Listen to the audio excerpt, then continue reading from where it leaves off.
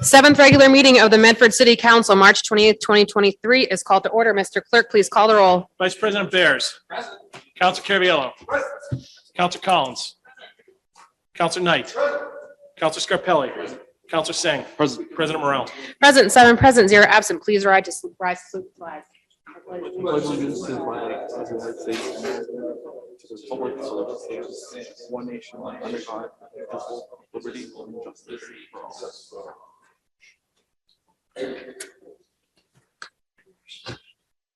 Announcements, accolades, remembrances, reports, and records. 23-076 offered by Vice President Bears and Councilor Sang. A resolution to extend best wishes to Muslims in Medford, Madam Massachusetts. President, motion to suspend the rules to take public participation. Thank you. Vice President Bears, on the motion of Vice President Bears to suspend the rules to take public participation, seconded by Councilor Scarpelli. All those in favor? Aye. All those opposed? Motion passes. I know we have some folks from Winthrop Street that wanted to speak. If anyone, whoever wants to speak can come up and name and address for the record. Good evening. My name is Mark Chubbs, 356 Winthrop Street, 40-year resident, lifetime resident of West Medford. My family's been in West Medford for 150 years. I'm retired as a union construction worker. I'm disabled.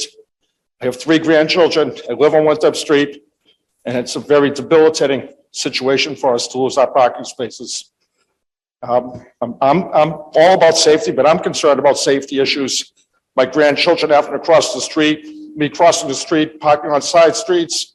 We all have shared driveways.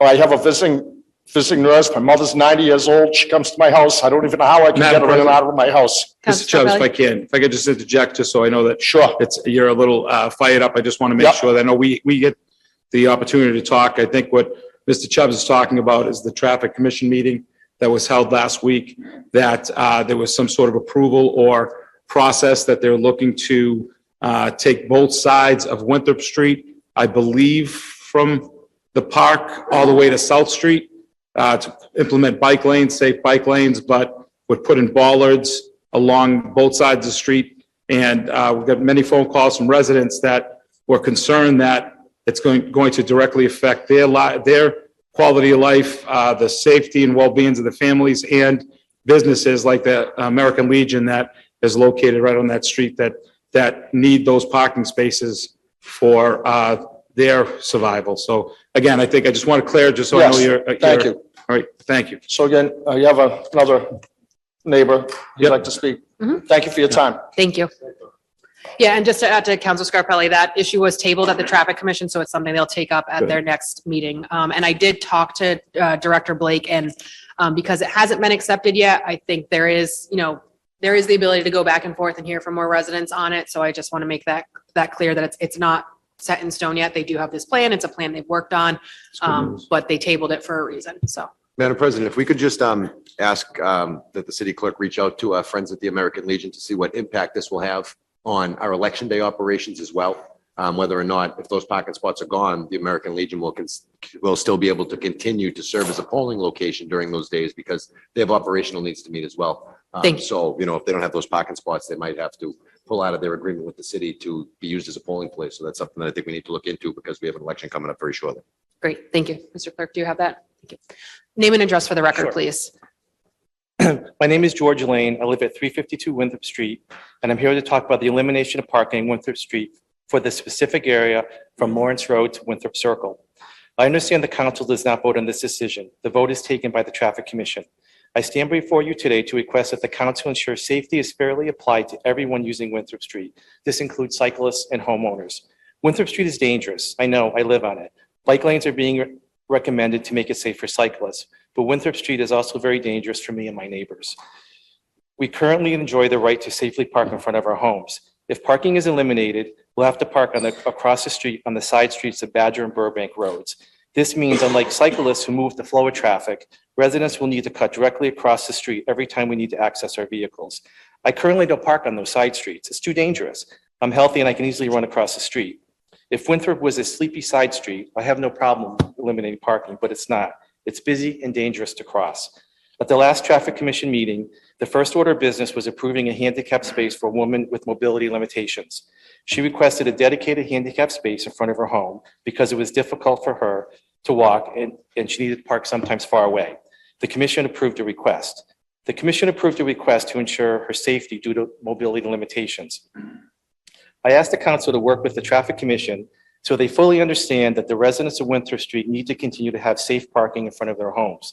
Elimination of parking will force residents with mobility issues to park across the street, a heavily trafficked street.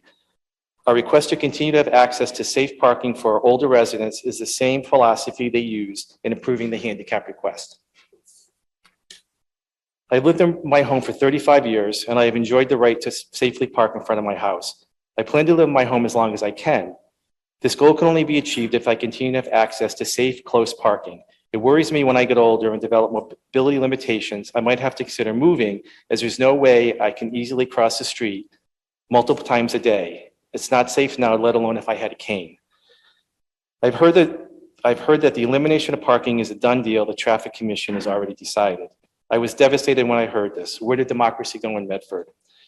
Proper notification was never given to me and my neighbors. I asked the council to ensure that the democratic process is preserved, that the residents of Winthrop Street receive proper notification of parking changes that will affect their access to safe parking. With proper notification, residents will be able to take part in a debate and discussion at the next Traffic Commission meeting and have time to bring up their concerns to both the Traffic Commission and members of City Council, as I am doing today. I'm drafting a letter to the Traffic Commission that recommends a compromise be discussed. This compromise will preserve resident parking on the even side of the street with the current share of the lane markings, and that parking be removed on the odd side of the street so a dedicated bike lane can be added. Residents on the odd side of the street are few in numbers, and they have access to Badger and Burbank Road without having to cross Winthrop Street. I plan to reach out to all the neighbors and ask them to sign this compromise letter. I will submit the letter to the Traffic Commission in advance of the April 11th meeting. Once again, this is only from the section from Lawrence Road to Winthrop Circle. I don't want to be up here today talking in front of you. Public speaking makes me uncomfortable, but I got no choice. I love my home, I love where I live, and I need to ensure continued access to safe parking. I'm here to represent all my neighbors of the neighborhood and keep access to safe parking we enjoy today.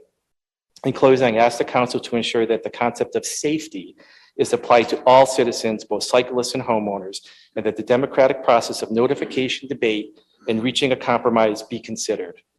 Thank you for your time, and I appreciate your consideration in this matter. It's very important to me and my neighborhood. Thank you.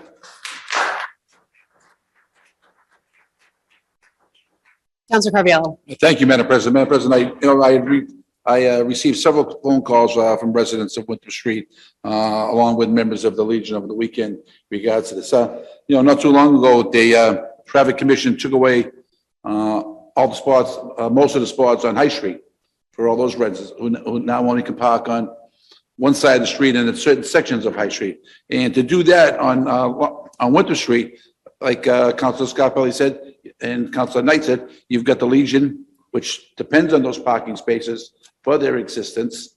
And again, on voting day, are we going to be able to vote there? Because most people park there. But these people who live in those streets, those are private ways that come up at Winthrop Street. So technically, they don't have the right to park there because those are for the residents that live there. If those residents want to have those cars towed, they could.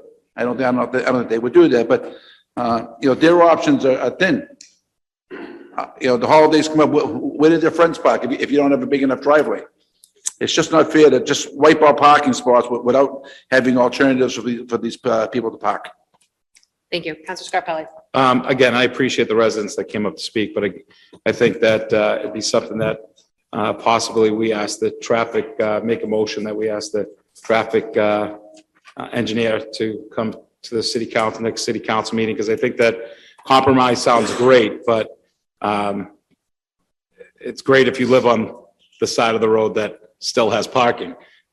So I think that the phone calls we received, and I think the biggest one is the American Legion and the fact that they're a veterans service function hall that survives on rentals and having those spaces, because if you talk about competition and they don't have those parking spots, they're just going to leave to Arlington or other communities, and they lose their business. And that's something that this community needs. And they've been very good to this community. So the other piece of this is, unlike High Street, when I've talked to some of the residents, Madam President, the discussion was most of those driveways are shared driveways. So to access your parking area in your property, you have to go through a shared driveway. So it's beneficial, or it's necessary to have the parking on the street so neighbors can easily park in their driveways and then put their cars away at night. So it's a different dimension that we never had to look at with High Street. So I appreciate you hearing, allowing us to present to our neighbors, and I just move on that. Thank you, Madam President. Thank you. Any other members of the public wish to speak on Winthrop Street specifically?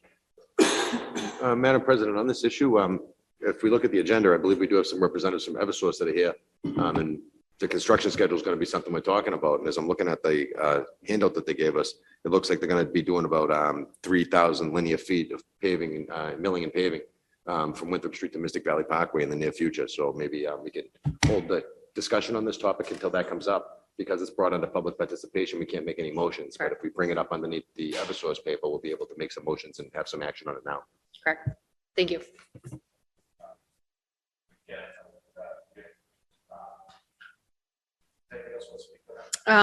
Anyone here or anyone on Zoom, if you want to speak on Winthrop Street, if you want to raise your hand on Zoom, if it's something you want to speak on. I don't see anyone, not seeing anyone else. Yep, yeah, we'll revisit during the.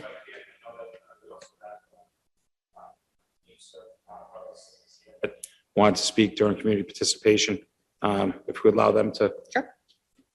join us. Thank you. Name and address for the record, please. Stephen South, 106 Damon Road, Medford. Also the Secretary Treasurer of Teamsters Local 25. Thank you for having us tonight, Madam President, members of the council. Appreciate all you do. Just wanted to give you your monthly update from me regarding all of the contract negotiations and other issues going on within the city of Medford. As I've stated before, Teamsters Local 25 represents 8 bargaining units in the city of Medford, both on the school and the city side, over 200 members. So I wanted to update you on the agreements. So since I last reported to you a little over a month ago, or a month and a half ago, we've continued negotiations with multiple units. 3 of the units, the DPW, the inspectors, Recreation Department, and DPW superintendents, which is the other agreement. And the third one is the Medford Clerical. We had come to impasse with the city. They gave us a last and final, which was obviously unacceptable. We brought it back to our members, and all 3 bargaining units voted down the contracts unanimously. All 3 units. So we filed to mediation. Those 3 units, we are set to meet with a state mediator on April 13, right here in City Hall at 10 a.m. I'd like to invite all 7 of you counselors. I'd love for any or all of you to attend negotiations. I'd love to see the city. I shouldn't even say the city. They don't have anyone speak at any of our meetings. It's KP Law. I'd love for the KP Law lawyer to put his positions out there on behalf of the city in front of all of you. I think you'd be very surprised by the positions that they're taking with regards to taking concessions from these hardworking workers, many of which that are behind me, and giving only 2% raises when all of the other communities that we're bargaining with are giving much more. On the city side also, the parking department, and the department heads and assistant department heads, we'll have one more session, then we'll be at impasse. We'll file for mediation with those as well. On the city side, we met last Friday with the superintendent and the city's attorney. We came to impasse on 2 of the groups. That's the school security and the school custodians. That's being filed to mediation this week, and I'll let you know when those dates are coming up. And the school administrators, which include the coordinators, department heads, directors, and assistant principals, we'll be at impasse with them as well. They're offering less to them than they are to the teachers who they supervise. So obviously that's not going to happen. We've asked the city and all of these groups if they'd be willing to give our units what they gave the 500 teachers, who we love, by the way. And believe me, they deserve even more than they got. But the city, when they promised us whatever the teachers got would get, now they've reneged on that. We have an email to that effect that we'd be getting what the teachers got. And Assistant Superintendent David Murphy, who we bargained with, was the city's chief negotiator all through negotiations. He's since quit and went to work for Cambridge. So now the city's not honoring, I should say the school committee's not honoring what we previously agreed to. So I believe we'll be at impasse with all 8 groups that we represent. And a couple things, since my last report, we've also filed a whole bunch of labor charges for all various issues, for all the various groups. I'll send you the updated labor charges tomorrow. I apologize, I wasn't able to prepare those for today. The termination update, obviously, you know that the HR director has resigned effective Friday, but also we had another termination since I last left, last reported to you. That's one of the senior sanitarians, been here over 20 years. She was terminated on Friday, which was 2 business days ago. I also want to just refresh your memory from my last report. All of the groups behind me, representatives from all the groups from the 8 bargaining units, they haven't had a raise. No one's had a raise in over a year, up to 4.5 years for the clerical.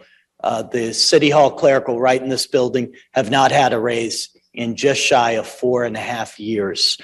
So some of the reasons that's problematic is, like I said, the surrounding communities were settling contracts. We have been for the last year plus for anywhere to 3 to 7% wage increases each year. The city's offering all of these groups 2% raises.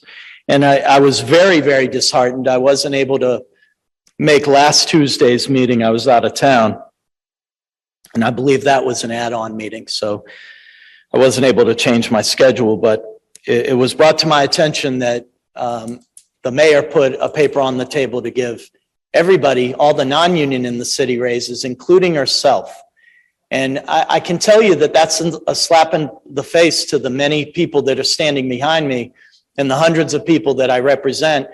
And then many of the groups that I don't represent. I know police and fire still don't have contracts.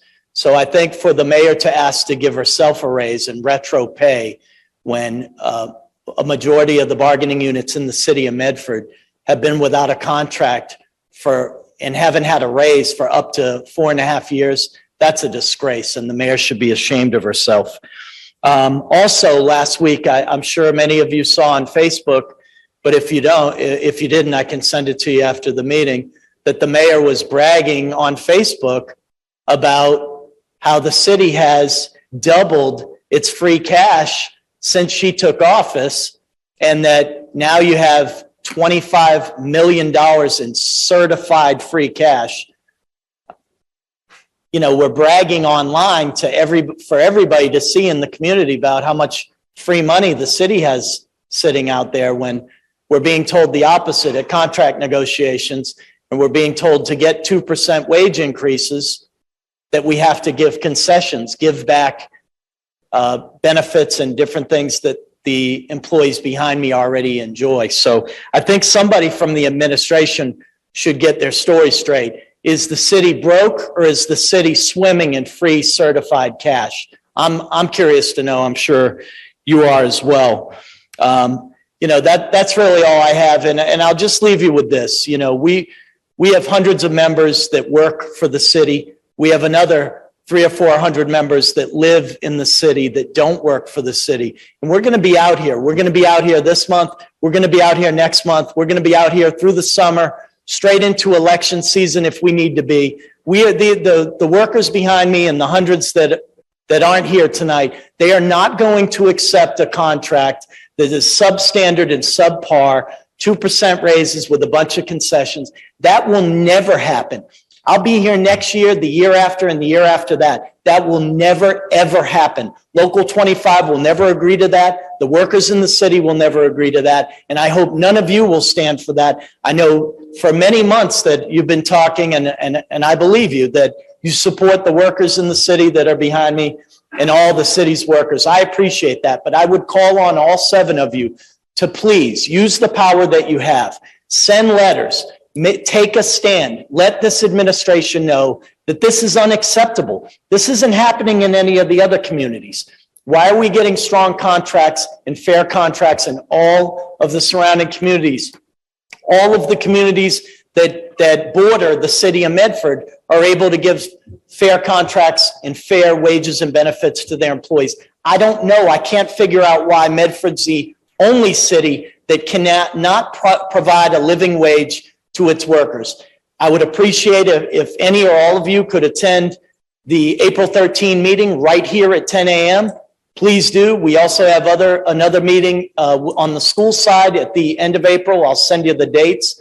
I would respectfully ask and request that all of you utilize the power that you have, utilize the resources that you have, and support these workers. They need it. They need a raise. Some of them are starving.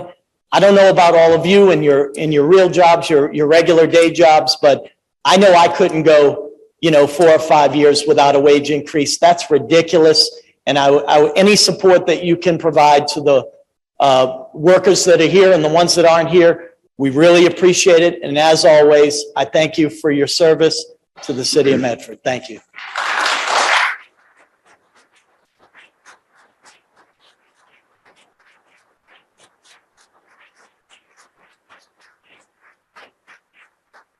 Councilor Carviallo. Thank you. Madam President, for the record, I wish people wouldn't use the word free cash. It's not free. It's taxpayer money. So I don't want people to think that it's money that we just came about for free. It's money that belongs to the taxpayers of Medford. I don't think that the word free should be taken out of that text there. Thank you. Councilor Knight. Madam President, thank you very much. And Mr. South, thank you for your presentation once again this month. So you talked about some of the surrounding towns, and I just want to get a good visual. Can you name some of these surrounding towns like Everett, sure, Malden?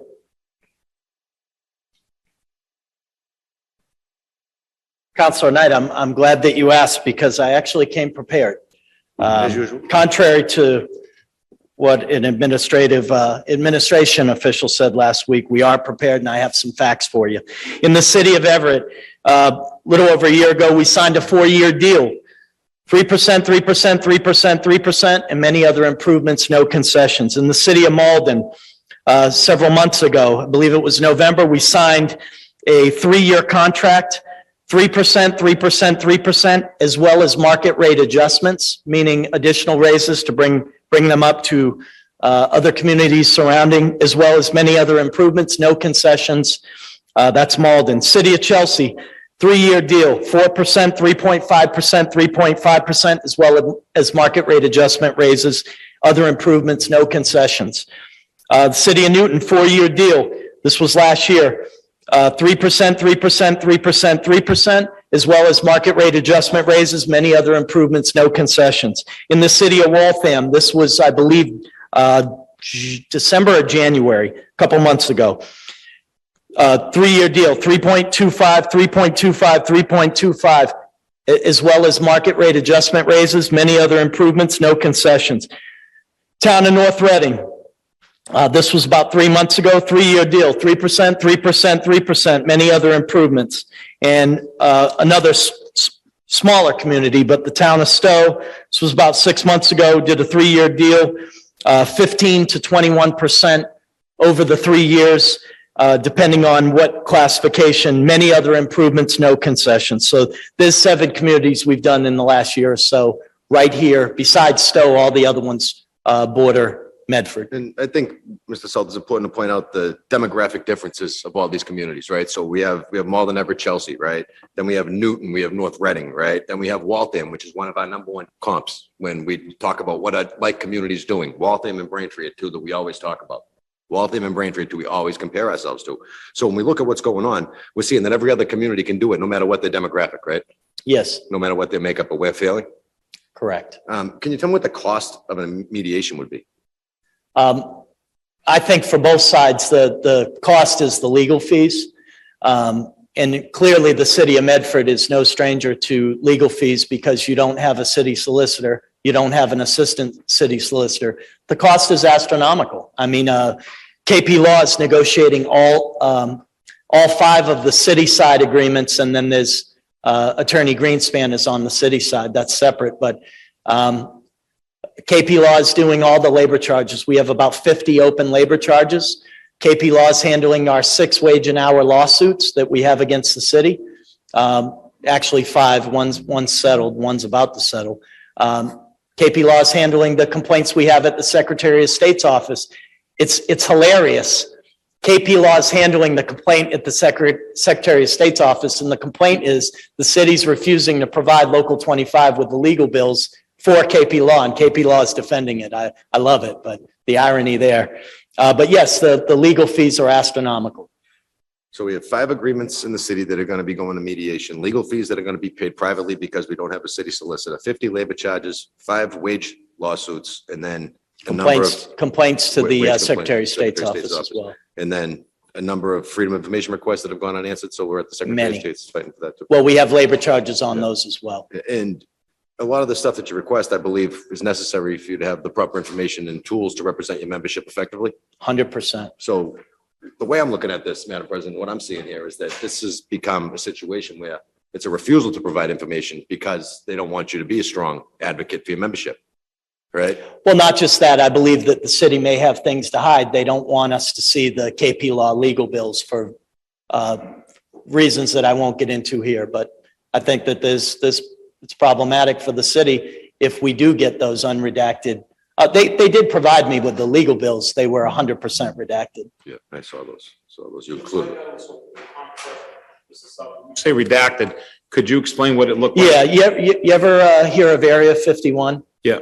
So if you request any info on Area 51, the government will give it to you, but everything's blacked out. Well, it must be very secretive, like the military base in Nevada here in Medford, because they gave me the documents, but everything's 100% blacked out. There's aliens in the vault. There might be aliens. The alien somewhere. Well, Madam President, I thank Mr. South once again for coming up here and the advocacy that he's doing for his membership. It's not often, I've been on the council for a number of years now, and it's not often to see this many people in the chamber. Week in and week out, right? The issue needs to be addressed.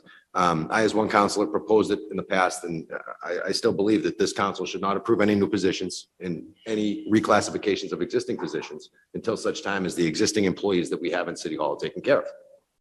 That means that these contracts should be settled. We shouldn't be given any creating new positions or reclassifying existing positions until these people right here are taken care of, until the 5 groups that are going to be going to mediation reach some sort of satisfactory conclusion that we can all live with. Because ultimately, it's bringing the morale down in the city to the point where I wonder how these people get up every day and go to work, because they're not feeling respected, they're not feeling valued, and that's not the values that we share. So I agree with the speaker. I mean, if it weren't for him coming up here every week and keeping the full court press on, I think this would be an easy walk for the administration. Steve's doing his job, and he's really making us aware of a lot of the things that are going on behind closed doors, things that we don't get to see. I know that this is the transparency administration, but it's not very transparent sometimes. And I thank him for taking the time, energy, and effort to come up here week in and week out. I mean, the gentleman represents many units, not just Medford. But every time there's a meeting, he's here. He gives this time to come here and do this. And he's not wrong on top of it. He's not wrong.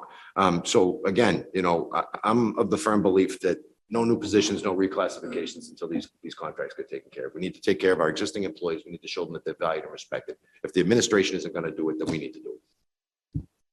Councilor Carviallo. Thank you. Madam President, did we not get an email last week saying that our legal fees last year were $450,000? We did, yes, we got that. So the gentleman's talking about exorbitant legal fees. How is the city providing, KP Law is providing legal for the whole city of Medford and fighting these lawsuits all for $450,000? Clarification on that, Madam President? I Councilman- think the administration and KP Law have been very clear that they don't represent the whole entire city. They represent the mayor's office. Well, they seem to be working for every department, but this But they're only department. representing the mayor's interests because they're the mayor's private lawyer. That's who their client is. But, So no one's representing the taxpayer. every department in the city is using KP Law. And they're also fighting all these lawsuits. So I don't understand how all these are getting done, how everyone's using them. We're fighting lawsuits for $450,000 and we only agreed to $6,000 a month in our budget. So when you say exorbitant law fee, what would you be saying for exorbitant law fees? Well, To fight all these cases that we're fighting? I don't think I have the municipal experience that all of you do behind the rail, but I can tell you that out of all the communities that I just named, including dozens of other ones that Local 25 represents bargaining units in, the city of Medford is the only community that does not have a city solicitor, an assistant city solicitor. And the reason being, and as a taxpayer, it's worrisome for me, is, you know, you can pay a city solicitor $130,000, $150,000 a year, and that's a finite cost. But the legal bills for a law firm like KP Law, it's the possibilities are endless. So in Everett and Malden and Chelsea and Newton and Waltham, they have city solicitors. Some of these communities have 3, 4, 5, 6 solicitors, but no one has zero, nobody. Only Medford. And I believe, if I remember correctly, you know better than me, but I believe we haven't had a city solicitor or assistant solicitor, I think, since October of 2022, if I remember correctly. I've been an assistant since January of 2020. I mean, one of the. Yeah, no, I nothing. know, but I'm. Nobody. Yeah, it's bad. So now, instead of paying 130, whatever you were paying the previous one, 130 a year or whatever, now you know, it's whatever, hundreds of dollars per hour instead of a finite salary. I want And to go to, on that point though, Madam President, the council passed an ordinance probably 60 years ago. And the ordinance says there shall be a city solicitor. And the legislative intent, based upon my research, behind that ordinance was to control legal costs so that we don't end up in a situation like this. So ultimately, we have an administration that's working outside the scope of the existing ordinances. And she did take an oath to say that she would, to the best of her ability, uphold the ordinances of this community when she got elected to office. thank you. Council Scarpelli. Thank you, Madam President. And to that point, I have a resolution that will be up later that will speak specifically to that, and I'll make some recommendations with that. But what I wanted to do is really just thank you, Mr. South. I know that the common cry from this council is a lack of communication, and last week was a great example when we're sitting here and we're asked to provide votes for raises for non-union employees, and then when Councilor Knight asked, it's funny because it's not the name, it's not the position, it's the CAF. So what Councilor Knight recommended or asked, could you please give us the name of the position for those CAFs? And what the chief of staff did say, first was the mayor and the city council. To us, as a, forget about the mayor, that's whatever decision, but it's a council. We were never even talked about because we would have not even entertained just even bringing that up. So, I find it hard to believe that, again, is there a representative from the city on tonight? There is not. The administration told me they would not be sending it on tonight. Okay, so that just tells you. So last week, I believe it was comments were made that, the facts sometimes that you are presenting aren't true. But for one person, I appreciate the facts you are sharing. And it's easy to find out if your facts are true or not with one phone call or one Google of what you're saying, and they come to fruition. So not like I had to, but I wanted to make sure because it's easy to come to that podium as administration and defend themselves because it's all they seem to be doing, and look at this council and call us bullies because we're asking questions that pertain to serious matters of all of our constituents, all of our city members. And we're in a spot right now that what you're hearing with our union situation, I think is just a smaller piece of where we are in this community. We're in a sinking ship, and we're in a tailspin. And as a resident and a homeowner, I'm petrified, but I do want to thank you and your members again. I have not, will not vote for money paper until I've been very clear. I will not vote for Appreciate that. any money paper until we see financial paperwork that's showing us our direction and that our union members are taken care of, because this has gone long enough, 4.5 years. That's a disgrace. It You know, is. so we talk about cost of living just last year went up 7.5%. And And their healthcare goes up every year and they're. and we're getting another kick now they're not with getting healthcare, raises. with the elimination of Tufts, I believe. GIC now is now moving to Harvard. So we're going to see a bigger kick now. So again, thank you, Madam President, allow me to speak, but thank you, Mr. South, for Thank you. sharing that information. Thank you, Counselor Scarpelli. Vice President Affairs. Thank you, Madam President. Thank you, Mr. South, for your presentation and for the information that you're giving us. I mean, you know, much respect to everyone who's here tonight, but this clerical thing, I mean, I had people calling me or messaging me, communicating with me last week, and it's, you know, 4.5 years is a lot. 4.5 years for some of the lowest paid workers in the city is a lot more. You know, it's a shame. We can use all the words that we want to use, but you know, everyone deserves better than what they're getting in these long delays. I'm put it in my calendar for the 13th, and I'm going to be there. And I appreciate the notice on that. The other piece of this I want to say is, you know, and I respect my colleagues, their approach, right? We may not always agree on exactly the approach. Quite frankly, I don't think this administration cares what we do. I wish they cared more. I hear you on using our power in the best ways that we can. We've tried to use our power a lot, and it doesn't seem to be making a lot of difference. I'm sure actually probably you and your members sometimes feel a similar way, that you've said your piece many, many, many times, and it doesn't seem to be getting through their head, right? I agree. And so, you know, the piece of this discussion for me, and I think the piece that all 7 of us and you, and I hope everyone in this room do agree on is, you know, this question around the finances. You know, if every other community can provide this, why can't we? And we're not getting a straight answer on that. And my response is, once we get a straight answer on that, if we get a straight answer, we see the numbers, the math laid out before us, and the answer is no, then we have to say, okay, then how do we get the money to give a fair contract, right? And until we have that information, we can't even engage in that discussion. And that's the place that we want to be. I think all 7 of us behind this council is to say, what is it going to take for us to be able to give a fair contract?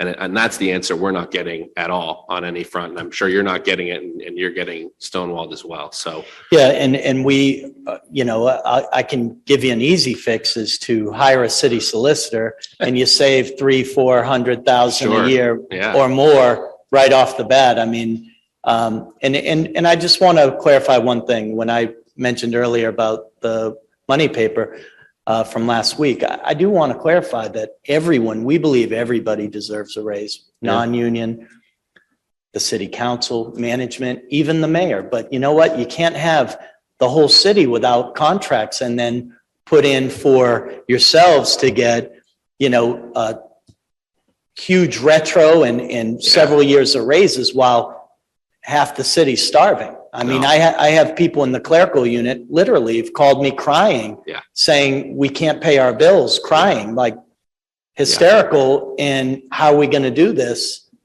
And no one seems to care. You know, they hear it right from their mouths at negotiations, and no one seems to care. The other thing, when we're talking about facts, again, I like dealing in facts. So tomorrow, on top of all the updated labor charges and litigations, I'm also going to provide you with, and if it's too much for you, just hit delete, but I'm going to send you all of these recent contracts just so that you can see it for yourselves. I'll send you the MOAs, which are the outlines of the new contracts, so you can see for yourself that all of the surrounding communities are able to afford fair contracts. I just don't know why Medford can't as well.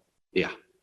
No, and that's much appreciated. And I hear you too. I mean, the minute that we saw that we were on the list and the mayor was on the list, I think all of us said, absolutely not. And we removed that immediately from the paper. So, Well, once everyone in this room gets a raise, God bless you Right. guys. Take whatever you need Sure. to do, and the mayor and her whole staff and Hey. everybody. I don't see him, but the camera guy. He needs it more than anybody. yeah. But yeah, we just want what's fair, nothing Right. more, nothing less. And that's the line that, we're not going to do that when there's all these contracts out. We It's not appreciate fair. So, thank you. Thank you very much. Thank you. And I do see a few counselors want to speak again. I just want to note we do have some extensive presentations on the agenda, so I just want to note that. Counselor Carviallo. Thank you, Madam President. Be last. I want to thank all the workers who show up to work every day. I thank the teachers who showed up to work every day.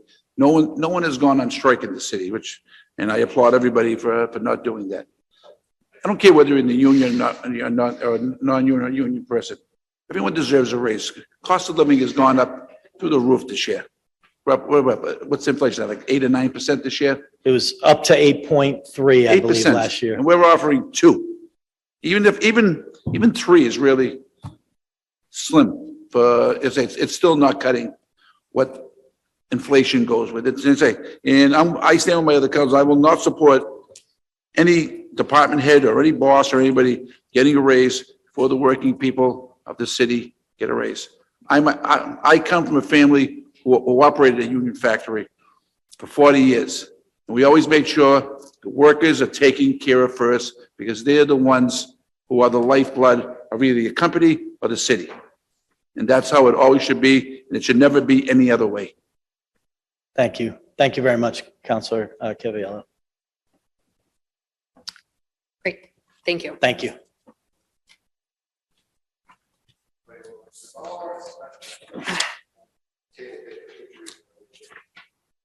Two, 3-0-8-0 is, HR.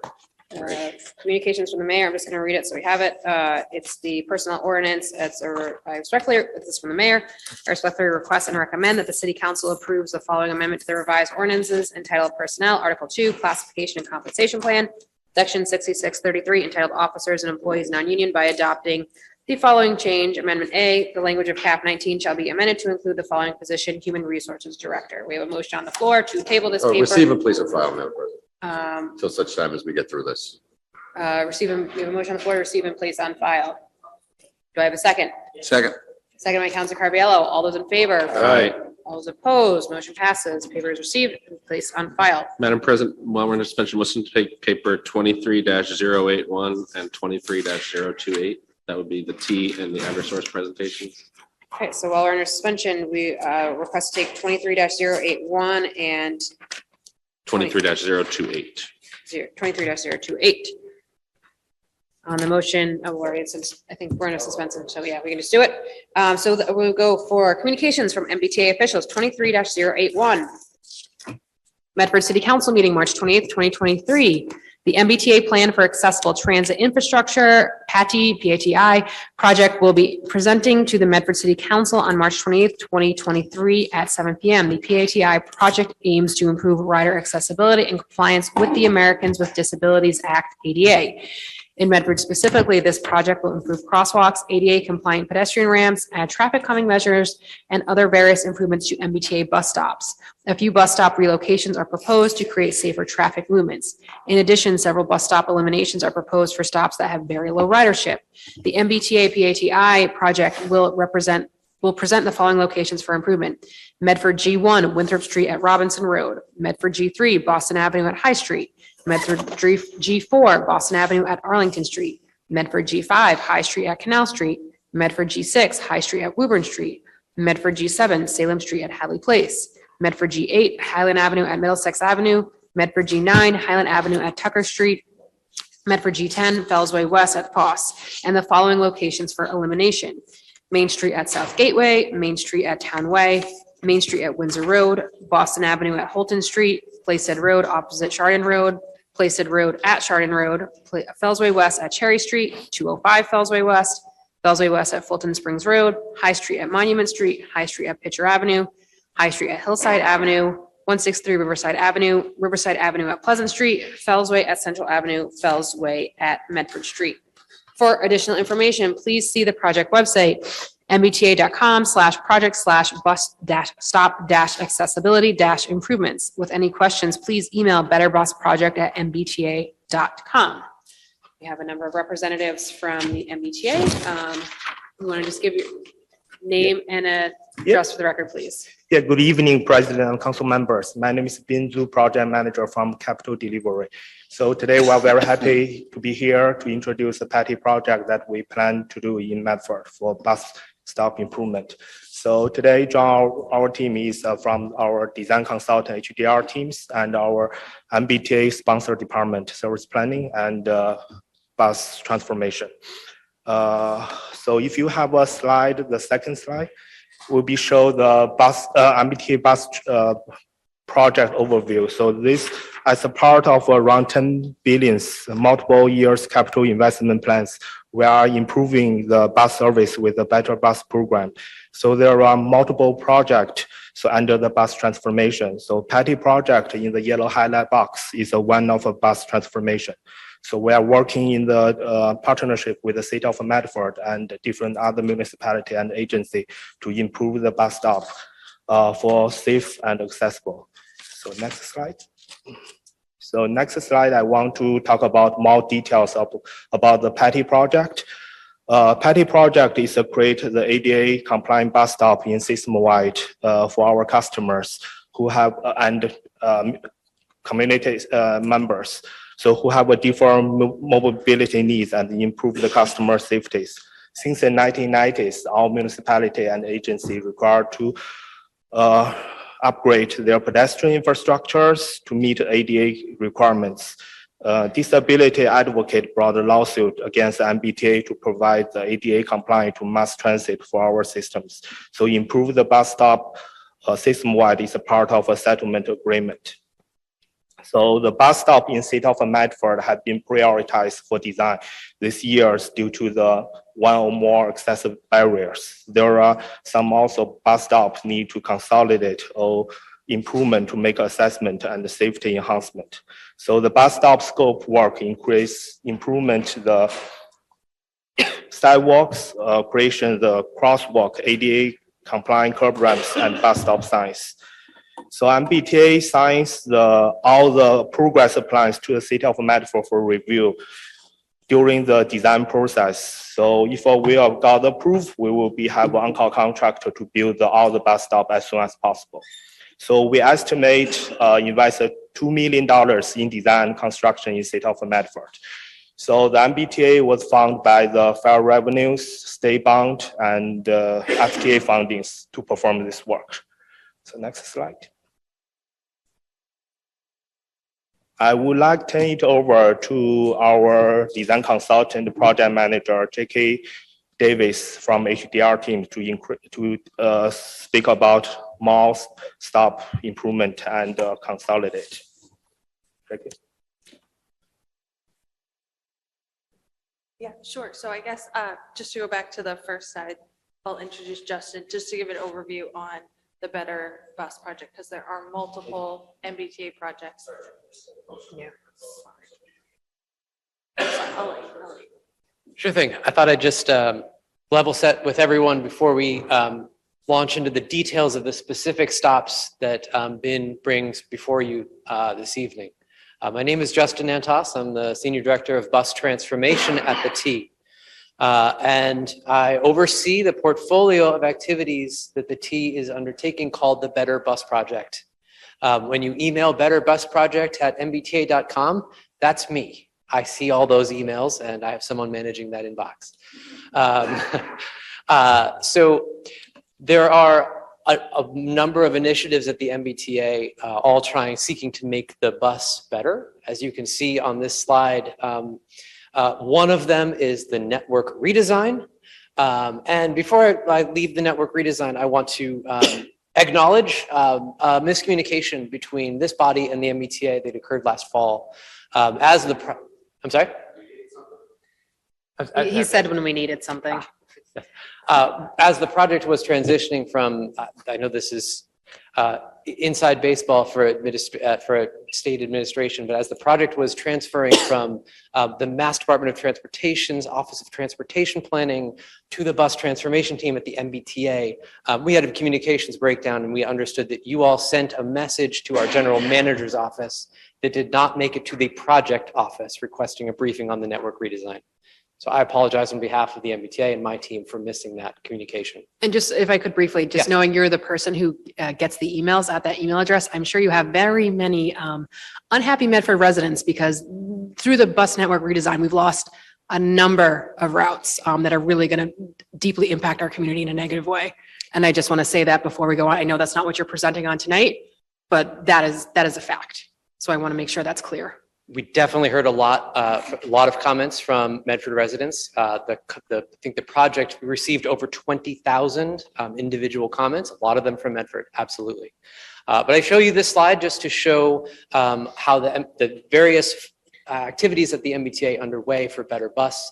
My colleagues here from the Patty project are aiming to make our bus stops more accessible, and that is aligned with, but not actually the exact same teams within the MBTA as the network redesign. Sure, Vices and Pairs. Thank you, Madam President. Thank you for being here. Thank you for acknowledging. We appreciate it. We definitely had several meetings over the course of the first issuance, comment period, the reissuance of the network redesign. Some of our comments we felt were really heard around the 80 bus, but we didn't know that those comments would be then trading out the 94, I believe, or is it the 96? I can't It's the quite. 94. It's the 94. So I think, I spoke at the last public hearing as well. And I did hear that there may be room for some slight minor adjustments going forward, but that basically after the process was concluded, it felt like, this is the network that you're going with. So I appreciate that, but I also, definitely want to share that there's definitely still a lot of concerns. I live in a place where, I used to take the 710 from my house when I was in high school down to the mall and over to the hospital, and that was a bus that we used. And I understand where you're going with all of this, but that loss and moving from the express buses we have to now it's attached to the Burlington Express bus route. And, there's just some serious loss of service for folks. And the reason I just bring that all up is just my only question before we get into the Patty project details. Are any of these requests for elimination related to the bus network redesign of eliminating stops right now, or is that all about the Patty project? This is all for the Patty project, and we've aligned our projects except for one stop, which I believe these two are going to get into. Okay, but I guess more that and we can talk about the specific details on the improvements. I guess just my question is, if we move forward on these eliminations of stops, is that because of Patty or because of bus network redesign? Or are you saying it's a bit of both because you're merging your work?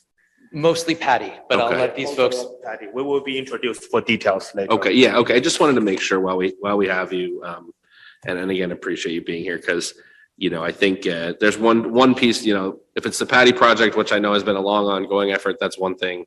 If it's partially network redesign, there may be more questions and engagement with the public that we need to make around the removal of stops. I don't think we'll have as much problem with the improvements on these specific locations. Obviously, improvements are great. It's the removals where there may need to be a little bit more public engagement, especially given that kind of we were on our, and again, I appreciate the acknowledgement, but we were kind of out on our own a little bit last fall, and it was hard for us without having you here to give a presentation and then have members of the public be here for it and then maybe even ask us questions or provide some comment that we could then ask questions on. That was just a little bit of a breakdown where we have a lot of people who still have kind of outstanding concerns and questions. And I think moving forward with removal of stops at this time, if they're part of the network redesign, may just need a little bit more care in terms of the process. So I just wanted to ask that clarifying question before we got into the details, which I'm also very excited about. Thank you. Yes, all of the stops that we're going to talk about, that this team is going to talk about, will still be served in the future under the network redesign as well. Okay. With the exception of one, and you'll see a note on that in their first slide. Okay. Great. Yeah, and it's just that because I see these here make sense. Then we have I'll say this, 2 of these stops are in Winchester that you're asking for removal, so we can't help you.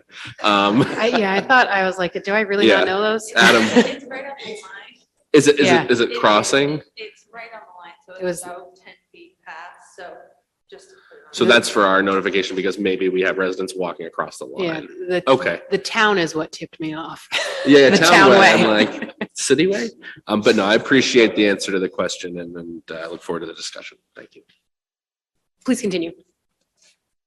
Before we start the detail, I want to just quick let all the council members present knows. Patty project is focused on the bus stop safety and ADA compliant. Bus network redesign focus improve the operation and the customer experience. So this is the difference of the two projects. Thank you. Thank you.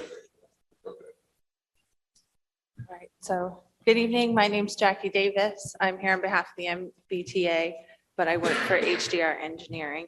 So before coming here tonight, I just want to acknowledge that we've spent probably the last 2 years working with Todd Blake, the Director of Traffic and Transportation. So we've reviewed all these plans and the elimination stops.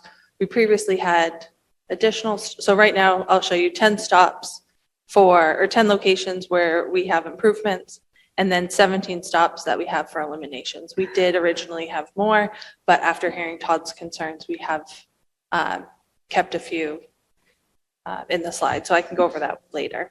But so the first 4 stops here, Winthrop Street at Robinson Street, we are relocating where the bus stop is, adding new curb ramps and adding crosswalks.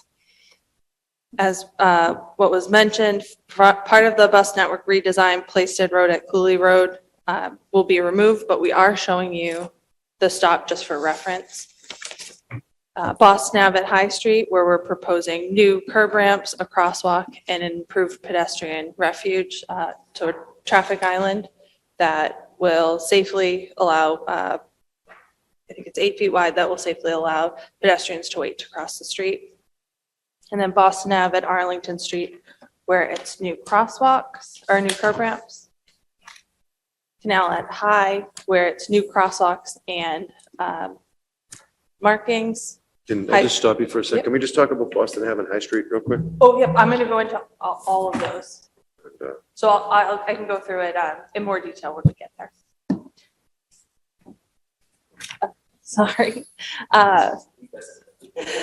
Salem Street at Allen Court, new crosswalks, pedestrian ramps, and then bus paint markings. And then the last 3 we're showing you are just for reference. One stop is on DOT jurisdiction and the other 2 are DCR jurisdiction. So that's Highland Ave at Middlesex is MassDOT, Highland at Waddle Street is DCR, and then Fellsway West at Foss is DCR. So the first up here, Winchester at Robinson, you can see the dashed blue line shows the existing stop on the north side and where that's being proposed, where it's proposed to be moved to. And the photos on the right, the middle photo shows the existing stop location, and then the proposed stop shows where it would be. So right where that post with the bike share the space sign is. So on these plans, you'll see consistently throughout a box that says LA. That LA is a landing area. Landing areas vary between 10 feet wide by 10 feet wide or 8 feet wide by 8 feet wide. You'll also see a small, sometimes it's light gray, CZ, which is called the clear zone. That is 8 feet wide by 4 feet wide. So the landing area is the area where the front entrance of the bus allows the front doors to open and the ramp to fully deploy to allow someone in a wheelchair to enter or exit the bus. The clear zone is the zone needed for those back doors on the bus to open. On that one specifically, I live right over there and like I walk that daily, so I'm intimately familiar. The proposed stop, isn't there some significant trees there and some like, there's some like the sidewalk's a little raised there, like not intentionally? So there are trees. There's a few panels where we will have to raise the curb in these areas. So I should also mention at the landing areas and the clear zone areas, the curb needs to be 6 inches to 8 inches high to allow the bus to fully deploy. So there will be some work in those areas to, you'll basically see a leveling that will occur. So right now you have like a sloped area where this tree pit is, or a really warped or destroyed sidewalk panel. So we'll be fixing those sidewalk panels and then fixing that piece where it's kind of like a grass strip area. Okay, and then just because this just made me think of it, are any of these proposals, will there be removal of trees to make No. these accommodations? No Okay, trees. thank you. Uh, Counselor Singh, Just, sorry. I was just gonna say there are parking space removals, and we do understand that we will have to go in front of the parking council. Traffic Commission. Traffic Yep. Commission for the approval of that. Something that I had heard was a concern with this stop is, so you're moving it from the south side to the north side of Robinson. Yes. A lot of the residents who might use that stop live on Winford Way and in that neighborhood over there. And in order to access the new stop, they would have to pass by the old stop. And so that doesn't seem to me to be super accessible, because then they'd have to walk an extra distance there. So, sorry, do you want to finish? But that gets into the elimination stop. So as part of this process, we did go through and do what's called the cluster analysis, where we reviewed all the stops in Medford and the distance between each stop. So currently, the MBTA bus system's laid out that you have approximately 7 to 10 stops every mile. So ideally, you would have 4 to 7 stops per mile to improve the operations of the bus. So there are the first 2 stops that we show as an elimination is that other stop. And it's because we understand that it does access that community. But if you look at that area, there is a large stone retaining wall, there's a few driveways, and there's not really space for us to make a fully compliant bus landing area and clear zone on both sides of the street.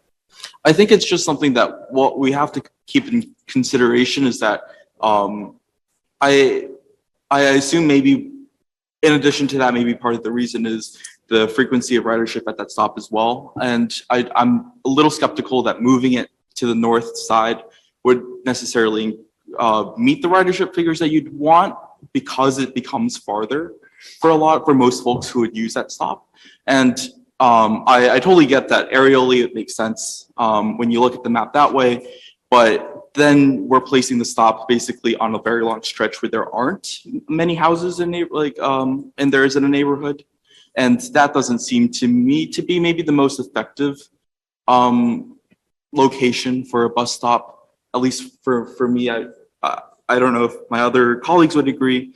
And I know there's the crosswalk idea, to put it in with the improvement sounds great, but perhaps it might be more efficient to use that funding for maybe an RFB to cross Winthrop, given that it's a big road with a lot of traffic.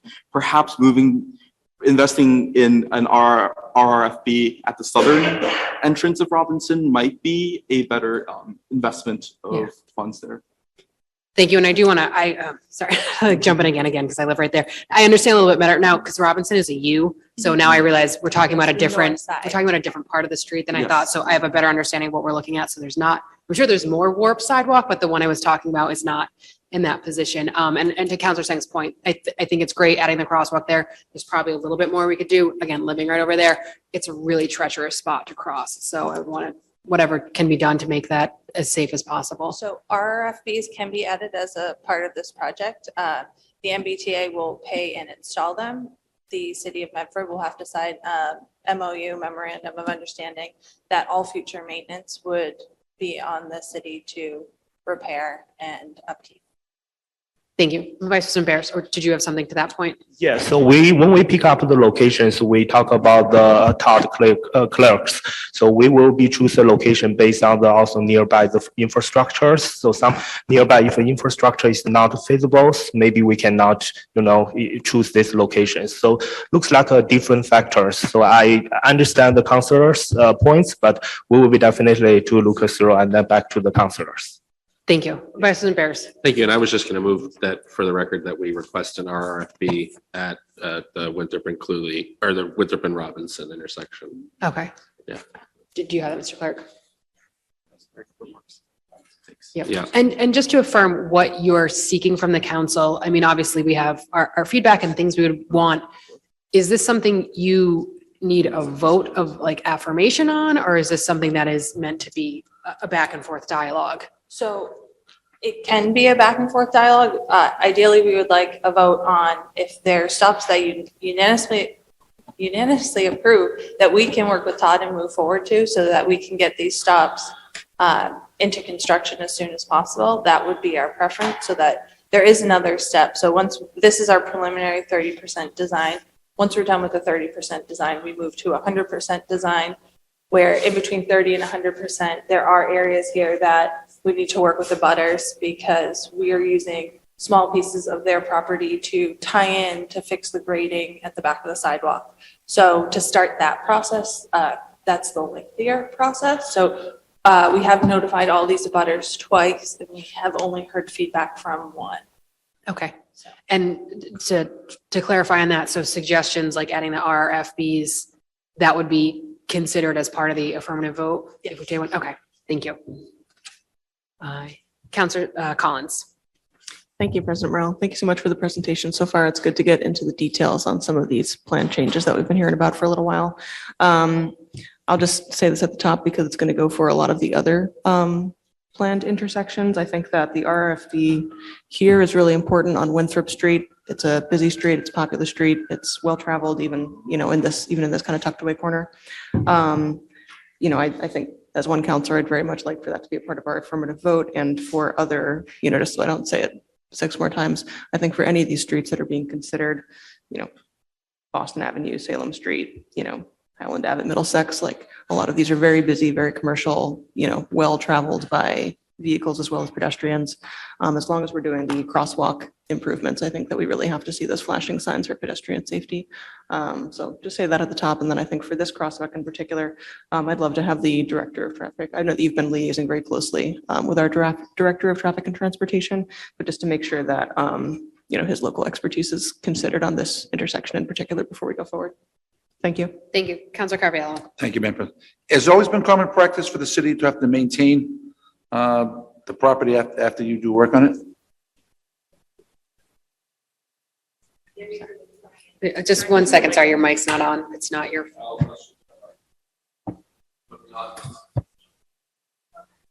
It's a little face talking like that. Oh, Okay. yes. So the MBTA, none of this infrastructure is the MBTA's infrastructure. So all of this infrastructure that we're showing you tonight and that we need your approval on is owned and maintained by the city of Medford. So once the sidewalk is the same, so if in 5 years something happens to the sidewalk, it would be on the city of Medford to maintain the sidewalk, Okay, not and on what- the MBTA. So what about the street? The street is ours too? The street is yours as well. Thank you. I think we can move on to the next one. Or- So this is, I do, yeah, I do see him on the call. Director Blake, are you available just to speak on this specific stop? Sure, I'm here. Hey, everyone. Thank you. Counselor Collins, you had a specific question or just deferring what the expert, Deferring. deferring your expertise, specifics, stop Director Blake? So, yeah, as some of you have mentioned, we appreciate the T's time and effort in trying to improve accessibility for the residents of Medford that use transit. Some of these, we want to make sure it's best for the community. And some of these make sense and some of them, this one was a little peculiar because it seems like the stop at Winford Way in Robinson was more likely to be used by the neighborhood versus this particular stop. So whichever stop remains and doesn't get eliminated, then it should be improved as others are asking for with an RFP and things of that nature. So yeah, it was again, looking from the 30,000 foot, like an airplane level looking down, it makes sense the T's approach to space everything out somewhat evenly along the Winthrop Street corridor. But when you look at actually where the users are coming from through the side streets, this particular stop didn't seem to make as much sense as the Winford Way and Robinson stop just down the street, which is being proposed to be eliminated. So, yeah, we just had some question about that because I get the TEA's approach, but again, sometimes the spacing is more of a guideline, a starting point. So maybe that stop at Winford is pretty close to Playstead Road stop. So from an overall perspective, it looks too close, and then it may be a wider gap, but it doesn't have to be exactly evenly spaced at quarter-mile intervals if it doesn't serve the population that it's trying to serve. So just to keep that in mind. Thank you, Director Blake. And also, I guess to comment is, there does start to be an incline on that street, you know, as you move further up, further towards Winchester. I think if we're talking about accessibility, that's something that I'm sure you've considered it, but I just want to put another plug for that. Yeah, so the crosswalk there does meet the stopping sight distance over that curve. Okay, but I think just also just getting to, you know, getting up that hill, I think is something that perhaps should be considered. Correct. Madam President, if I may. Counselor Knight. Does it really make sense for us to even debate every single position? If we look at the report that the presenters have prepared for us, they tell us what the average weekday ridership is for each one of these stops. And I mean, if there's less than 25 people a day, I have no problem eliminating those stops. I think that, you know what I mean? If we really want to get this done, we're going to sit here and we're going to go over every single one of these things. And we're going to talk about the one elderly person that lives up on Winford Way that takes the bus, obviously, on an average 0.1 times a month, right? Why don't we just look at it from a ridership standpoint and say if the stops aren't being used effectively or efficiently, right, then just get rid of them. Right. And then. Well, I think that, yeah, there's two conversations. There's the elimination and then there's the potential for Right. I think improvement. the elimination is probably the easy discussion Okay. first, right? You're saying you want Because to take the elimination I first? I just think, I mean, that would be my suggestion right now, would be anything with less than 25 per day, just get rid of them. Well, I certainly have no problem eliminating those. Okay. Anything less than 25. I mean, we can continue to go through the, I mean, we don't have to do anything. All they're doing is giving us a presentation. They'd like us to do something. We don't have to do anything. I mean, what I'd well, I like to think see. I think you may have seen that. Yeah.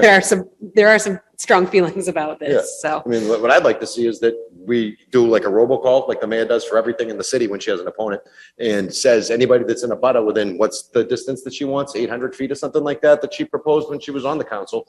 Anybody that's in that distance will get a robocall and we'll discuss it. They'll get invited to a meeting and discuss that location. Let the people in the neighborhood decide how it's going to impact them and the actual riders that are down there. And I hear that. I think what we're talking about now is the fact that there's an opportunity for improvements at the cost of the MBTA and making sure that we get all the improvements we can. I mean, I don't think anybody behind the rails opposed to the MBTA doing accessibility improvements. The gentleman explained it right. You know what I mean? I think he said that the PADI program is for the MBTA to provide accessible ridership. The bus network redesign project is a totally different thing. That's an operations thing, right? So the redesign's operations. This is to improve the network's safety infrastructure for accessibility. So, you know, I don't think we should get too crazy about it. They're willing to invest a lot of money in our community. They have engineers, they have the tools and the requirements to do it. So when it comes to that stuff, you know, I really don't have an issue with it. And I think that, you know, the T has to comply, right? It's the subject of a lawsuit. So if we say no, what are you going to do? We're going to do it anyway, right?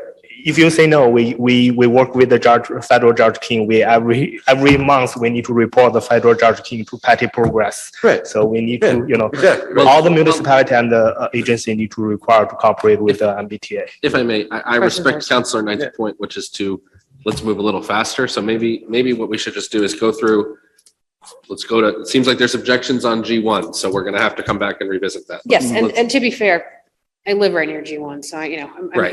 Both stops there. Is that a disclosure or is that a It's just, recusal? yeah, it's a Both disclosure. It's stops on on the website. either side of my block are on this list. Yes, so I'm just saying, there's some spots some of us are intimately familiar with and perhaps we might have a little bit more Yeah. to say, so. Just if we could go through and just say, let's say G2, and if any council raises an objection, we can put our thing out there and then that could go on a list for us to maybe come back and look at it a bit. Great. Does anyone have, Counselor?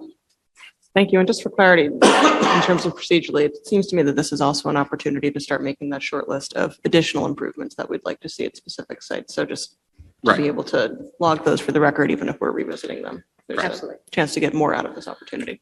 Counselor Singh. Right, oh, yeah, that covers it. I think it's just about getting the best deal that we can as a city and then making sure that there's the details make logical sense from an on-the-ground lived perspective. Is everyone good on G1? I'm a macro guy, yes. Going to G2. Any comments on G2 and if there's anything you want to? Sorry. G2 is one of the locations that will be removed by the bus network redesign, but we didn't want to leave it out. We wanted to show you that we had worked with Todd on this location. And this was the one abutter that we had heard concerns about that was opposed to this stop. Okay. So the plan is. So we're to not do getting it that all. cross- Yeah, so we're not doing this So location. we're not Okay. getting that crosswalk. Bummer. Thank you. It's a super dangerous intersection that needs help. So So next is G3, Boston at High Street. I have one on this. I think everyone probably does. Vice President Barris. Thank you, Madam President. In the 30% design thing here, are these bump outs, these gray areas? So those gray areas, about 2 years ago when I was out on site, it was painted with flex posts. So to help delineate the lane and slow down drivers in this area. So we are just restoring that. We're fixing the paint, reinstalling the flex posts and extending that median island. So as I had mentioned earlier, you'll have a refuge for pedestrians to walk halfway across the street, wait before they continue crossing the street. Could we do bump outs? I'm gonna say, can we not do bump outs? That's my position on this. Like, every person that lives in that neighborhood's complaining about those lollipop sticks they put up there and the amount of traffic that it creates down there during rush hours. It's like, it's impassable. Yeah. It's impassable in the morning. Impassable the way that it's designed right now with those It's lollipop also sticks. incredibly dangerous for pedestrians. So, Counselor Yeah. Collins. Thank you. Yeah, this is another one where I was going to, again, request for an RRFP at this intersection as well. I'm in the pro bump out camp. I cycle through this intersection as well as drive and walk through it. And I think that's there's a real visceral need for those permanent structures. So this intersection, I do agree, does need a full redesign, but as part of this program, we're only allowed to improve the sidewalks that connect the bus stops. So we'll improve the sidewalks on both sides of the road in the crosswalks connecting from one stop to another. But we can't redesign the whole intersection. So that would have to be another, I guess, conversation. I would just move to, oh, sorry, go ahead, Counselor Singh. I was just going to move to, could we put in our RFB on the High Street facing side? So is that possible, even if we're not adjusting the crosswalk or the intersection design? Yeah, I think this stop, we talk with Todd, our director of engineer. So this stop design based on Todd's comments, definitely, we will be definitely consider the RFP if, we come back. But I will give you back specific later. Okay. Thank you. Thank you. Anything else on G3? Okay. G4? G4 is Boston at Arlington. We are maintaining where the stops are today. We do just need to lengthen the stop to allow space for the buses to fully come into the sidewalk and deploy for folks that are in wheelchairs to get in and out of that front door. So today, being out there, it's jam-packed with cars and the bus is left in the travel lane and not able to get to the sidewalk. Everyone good with G4? Madam President, Counselor Gabrielle. on this side of Arlington Street, there is no sidewalk. Similar to the other side of, with Boston Ave. On the Arlington Street side, there is no sidewalk, on that side there. That's just dirt. So are you gonna put a sidewalk there? So there will be a portion of cement concrete sidewalk there just to tie in. Will it come around the corner? Yes, it will. So you Because can- I say there is you can covering. see It's a little bit off here because of the aerial, but it will come in probably about 6 or 8 feet down on that street. What information, Madam President? Counselor Knight. How far is your obligation of accessibility on the city roadway when it comes to this project, right? So the bus pulls up at the bus stop, right? You're gonna go, it looks like everything's about 8 feet in each direction, right? Is that about as far as you guys go? So Because what I'd hate to see, right, is like you guys do a beautiful corner, right? And then it comes and it stops and it turns into a gravel pit all the way down the street, which is going to be the city's problem or the city's responsibility, right? Because we've seen it in other places. If you look in front of Paul Revere's, they did the whole entire corner over a couple of years ago, then they stopped. And when they stopped, it was like asphalt, potholes, tree branches all ripped up and everything else. And it really didn't meet the goal of what we're really trying to do. So when it comes to like the intersection improvements, like here, it looks like you go out a lot further here than you do over here. It looks like you're not going too far over here, over there, over here, over there. What's your area, your scope of what your work area scope, I guess, I don't know what you want to call it. You know, So the limits are defined by where, so on the southwest side, it's where the bus actually needs to deploy and open both doors. So So it's a- from so the it's a back s- door through, so it's about 40 feet there. 40 The feet, back- okay. The back door through the curb ramp, Okay, so 40 feet is. about that. About That's that. just where the bus Right, is. So you can see on the northeast side, that is all sidewalk. It's in, I'm just talking in general, not just this particular site, but so it's 40 feet for where the bus stop is, and then if it was going, that seems like you're moving all the bus stops up to the corners. so we are leaving these stops in the current location, but. for Right, the but in new- a lot of the other ones, it seems like you're moving them up to the corners, and then you're doing sidewalk repairs on the corners as well. How far down in the corner are you gonna go? So on the offside, it's however far we need to tie into the grading. So it could Okay, vary. all right. So like the flare of the ramp can vary between And what's the gradient? What's it- the grades. The appropriate gradient was like, So the ramp has to be compliant. So with the place where it ramps down, that's a max 7.5%. Thank you. good, thank you. Anything else on G4? Okay, moving forward.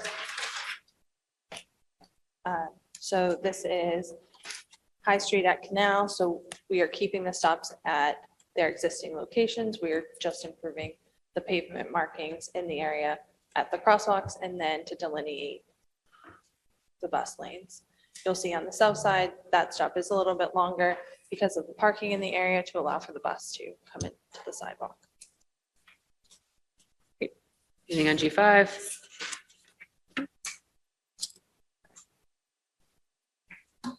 So G6 was recently reconstructed this last year by Mass DOT. They have old bus signage out there. So this project, we are just moving the bus signage and replacing that. So the stop on the south side would just be moved back a little further. Anything on G6? Counselor Singh? I don't know if this is a question for you guys. It might be a question for Todd, for Director Blake, but is there parking going in where it's existing right now? Oh, is it? Okay. Because I know generally, like, if there's parking going in there, that might block the lights, the line of sight. But I think, well, okay. Got it. Great. Counselor Knight? On this location and on the Hastings Lane location, across the street. Hastings Lane is a very difficult road to get out of. All right, I grew up across the street. I grew up on Whitman Road, so I could see it, Hastings Lane from my house. I live on Woburn Street now. I drive through this intersection every day. Cars cannot get out of Hastings Lane as it is. The closer you move that bus to the corner, the harder it's gonna be. So if you're looking at where you're putting these two buses, you're moving one back closer to Woburn Street and one closer to Hastings Lane, so you're actually closing that. Other way sight line around. down. Other way around. Am I looking at this thing upside down? No, they're moving them farther away. Further away. Existing. Oh, I'm So the sorry. dark blue circles. I'm sorry. Dark I was blue looking at it the other way. I apologize. It's hard. Yeah. These are complicated I, you know. drawings. Yeah, it's kind of- It's a Like, lot. A lot of lines in this thing. I had to go back and add in the boxes because Any- if it was just a blank plan, it would be hard. to Thank see. you. Anything else on G6? Okay, going forward. Okay, so Salem Street at Allen Court. So this stop here, we're moving the, on the north side, the existing stops within the crosswalk. We are just moving that behind and improving the sidewalk in that area. And then on the south side, keeping the stop where it is, but just lengthening that bus stop. And per our discussions with Todd, we're adding a bump out and extending the crosswalk on the Hadley Place side to reduce the crossing distance. Vice President Bears and then Counselor Singh. Thank you. You actually, sorry, I raised my hand before you finished what you're saying and you answered my question. That is a bump out on the, yeah. Correct, yes. Yeah, so this is another one of those super dangerous intersections in the city and here especially because you have a high speed, coming off of the highway and, people are coming off, pulling off to the right. You end up with 2 lanes of traffic trying to come out of Hadley Place, one go left, one go right. And, pedestrians and vehicles both are in a pretty tough situation there. So I appreciate these improvements. Thank you. Counselor Singh. Yeah, I'm glad to see that there's a bump out there. I think Counselor Bears very well articulated why we see the need for one. I know the city has been would want another bump out on the other side of Hadley. Has that been considered? So we did look at that with Todd, but the guidelines that we used were to accommodate WB 67. So to make that turn, we decided to leave. It was about a 2-foot bump out, so it wasn't worth. Sorry, the headache heating, and the heating just turned on, so it's suddenly so- become harder to hear you. So because of the truck that we used to make this turn, the bump out was only about a foot or 2, so it wasn't, the improvement was like, not really, wasn't really an improvement. Didn't do anything to the crossing distance. I see. Okay. And this is another RRFB suggestion, but I think There's one already there. at Crossing Salem. Crossing Salem, yes. Okay, got it. But I guess it was noted to me that the sign already there is a 24/7 LED border sign, and not an RRFB.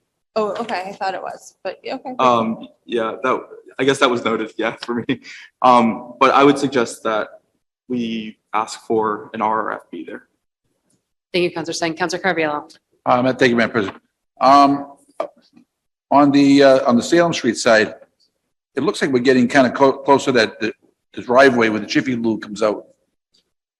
It looks like you moved, it looks like you moved it back from where it was. Correct. So we moved the stop back so it was out of the crosswalk. So the back end of the bus won't block the Jiffy Lube driveway. I know, but it looks like it's like right on the edge of their property. So when you're gonna, you might interfere with cars coming out of the Jiffy Lube there. It's a Because valid. that's a tough turn, because the cars come out wide there because there's a curb there. If you ever gone to Jiffy Lube. That's a curb there, so the cars gonna kind of come out and go around. Yeah. Yeah, so I mean, we can look at moving. You may want to consider moving that back up a little speck. So we have the driveway in front to compete with. Yeah, I don't know. I mean, The walkway. So yeah, we can look at it again. yeah, like I say, it would just interfere with the business there, because like I say, their driveway kind of narrows out when it comes out.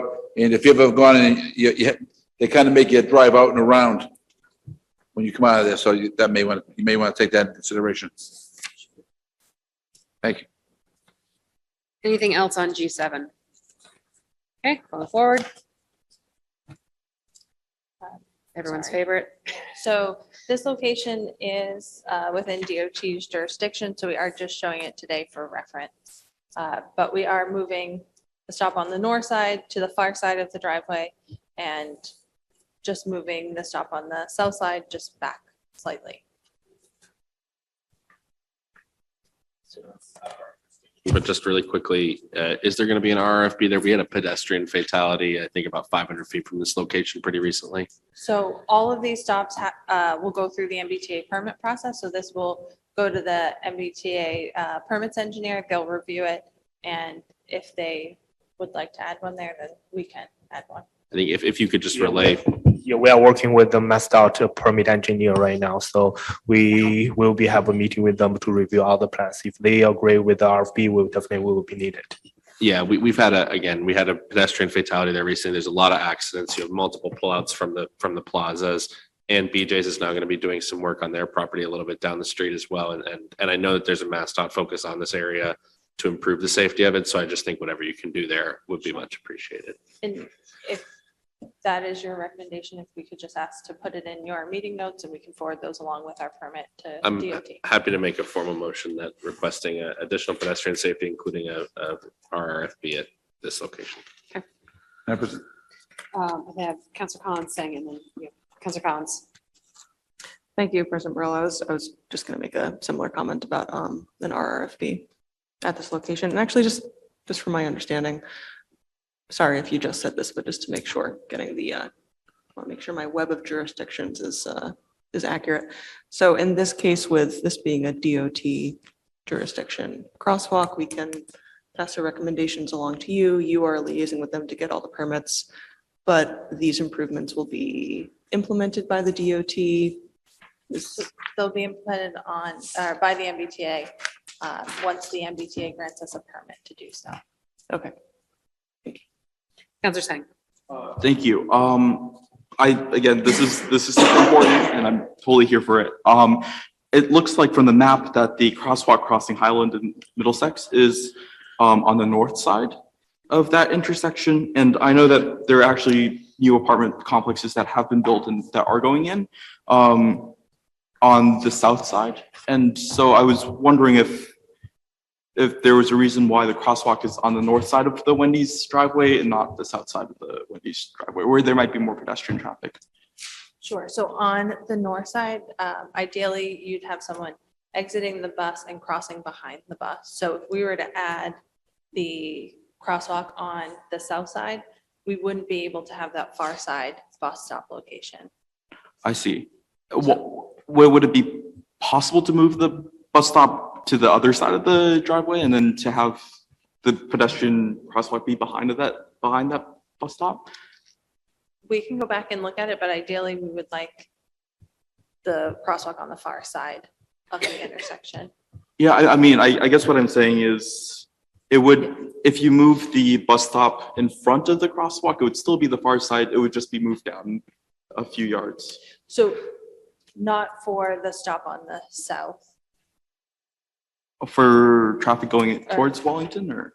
So I guess for the stop on the bottom, if we move that's what you're asking. You want the crosswalk on that side where that stop is. I think it would just make sense for our residents since we have more residents there and there are more apartments there. Yeah. We can take it back and look at it. Thank you so much. Yeah. And I really appreciate you presenting on these projects that we technically don't need to confirm, but you guys are still presenting to us anyways. Thank you. Councilor Carviallo. Thank you, Madam President. For this particular spot, this is a very heavily traveled, trafficked area. I don't know if you knew, but we've just approved a BJ's gas station there, which does, if you've been to other BJ's gas stations, they're pretty busy. You've got that car wash across the street, which is packed all the time. And I don't know if you know, but there's a major supermarket going into that plaza also, along with the housing that's there. So there's a lot of stuff happening in a few hundred yards of everything there. So maybe you may want to take some time and relook at this. I don't know if you knew about the supermarket going in there or the BJ's gas station going in there. So maybe you may want to rethink some of the stuff there. There's just a lot of stuff happening in probably a 20 or 30 yard span of thing there. So maybe you might want to go closer to the supermarket, but before this one gets set in stone, you should take another look at it, take into considerations the things you learned tonight. Yeah, definitely, Councilor. We will be taking notes to the MassDOT and then to take your advice. So we will be. Thank you. Thank you. Anything else on G8? Moving to G9. G9, this location is under DCR's jurisdiction. So on the north side, we're keeping the stop where it is today, just lengthening the area for the bus. And on the south side, we're moving it back behind the intersection, closer to Benmore Street. Councilor Singh. This looks, again, not our jurisdiction, right? But looks good to me. I was just wondering if we could ask for an RRFB crossing Highland since it's such a busy street. We.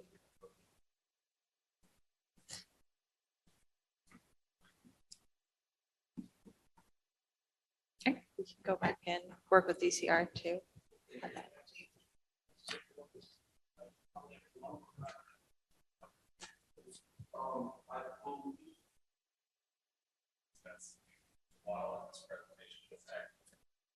Yeah, so the stop's currently at Waddle, but as you can see in the top photo, you're coming down that hill, there's a giant retaining wall there. There's no space for us to put a compliant ramp or stop there. So that's why the bus stop was moved back. Thank you. Anything else on G9? Going to G10, which I believe Counselor Knight is our final one. So Fellsway West at Foss, we're keeping the bus stop where it is today. We'll just be, in the photo, you can see there's kind of a dirt and gravel area there. We'll be filling that in and formalizing the bus stop and adding 2 compliant ramps at the intersection. Thank you. Anything on G10? Okay, and then we just have the stop eliminations. I already read through them. Is there any counselors wanting to speak additionally on these proposed eliminations? I have specific questions. I'm just going through them because I hadn't seen what Councilor Knight put out about the weekday ridership. The only one I have really any concern about is the 2 that I have any concern about are Fellsway at Central and Main Street at Windsor Road. So I don't know if you What could talk. numbers are those, Webster and Bears? They don't have numbers. Okay, Or there's a number.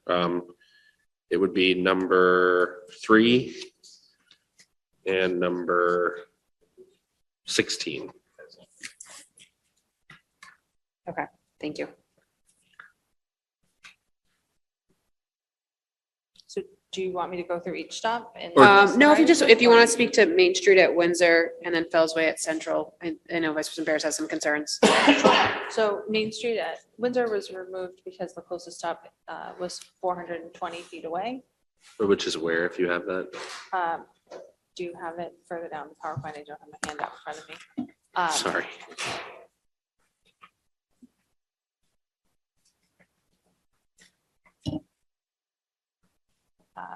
I will come back to you with where exactly that is. Okay, thank you. And then the other was the last slide. That's way at Central.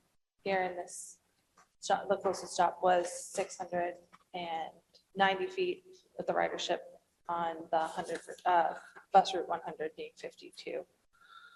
Yeah. people per day. So I And- think it- Could you just let me know which, like, are they gonna have to cross Central, are they gonna have to cross the Fellsway? Are they gonna have to cross Central? That's also kind of a dangerous intersection, and I get it. Some of these, the 0.1 rider per day, I'm not fighting for the 0.1 rider a day. I don't even, who is it? One person every 10 days or something, but 50 people a day is that's pretty, it's not nothing. It's probably marginal when you guys are looking at numbers that are much higher than that, but especially at a dangerous intersection on a road where people speed where they shouldn't. I just want to make sure there's not any weird crossings that we're adding to people to walk another quarter mile or so, or a little less than that, but Sure. Yeah, I can let you know where those are and get you the eighth of a mile. cluster maps. Okay, thank you. Counselor And- Singh, sorry. Sorry. Vice President Bears. The only other one is Hyatt Hillside. It's right near the Medford Public Library, our new library. And I just remembered that. Sorry to jump in, but So this is one that we did talk about with Todd, because the city had just done the pedestrian ramps at this location. And the 2 stops, it says it's 607, or the closest stop is 670 feet away, but it was just up the hill is that next stop. So I know this is one that we did discuss. and so the next stop is up the hill Yeah, at I Powder House or something. think so. I Okay. just know it's- Yeah. I just, a lot of people take the bus to the library, maybe it's only 50 people a day. I think that's what it is in here, or something like that. But that's just one I I'd like to hold over if possible.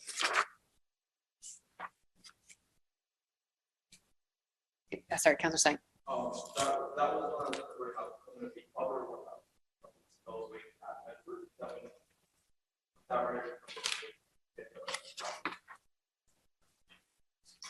And that's just the opposite of the central one, right?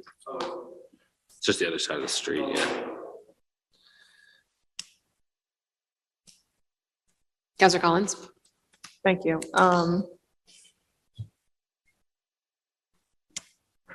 I guess just I wanted to add I think this has been expressed, but I think obviously talking about different scopes, guys think in terms of the entire transit system. For us, we're representing people, who get around the city of Medford, get it to adjoining communities. In terms of the average weekly riders, I'm sure that 50 per day is kind of a drop in the bucket in terms of your scope, but in terms of this community and our size, especially thinking about how for a lot of people, if they're taking the bus, it's because they don't have any other option. So just another voice in the chorus for these, these bus stops that are in the ballpark of 40 to 50 or more weekday riders. I think that I just want to take another moment or 2-week period to make sure that, affected abutters, people for whom this is an important part of their commute.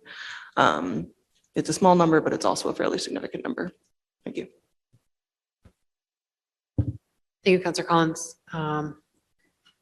Any further discussion at this time? We have a number of motions regarding Counselor Knight. Has the Director of Transportation done any community outreach to any of the neighborhoods about this? Or has this all been done through the MBTA's public participation process? Director Blake, is this something that's also coming out of City Hall? Let me just make sure you're still in the call. Oh, there, sorry. Sorry if your hand has been up for a while. Is this something that's also coming out from City Hall, or is this just coming from MBTA as far as reaching out to folks about these changes? So usually if it's a project generated by a third party, such as the T or private entity, as with Eversource later in the evening, it's on that project to do outreach, and then whatever we recommend to them to do outreach. So in this case, we recommended a robocall for them to go through Steve Smirty, send out the call. We recommend language, things like that, but it's usually driven by whoever's proposing the project. My hand was also up because for the stop elimination discussion, it seems to me that there may be a error on Main Street because it looks like Stearns, Windsor, and Wellesley. It looks like 3 stops in a row may be proposed to be eliminated. So that may be too much for that section of South Medford. So maybe they should reconsider that one.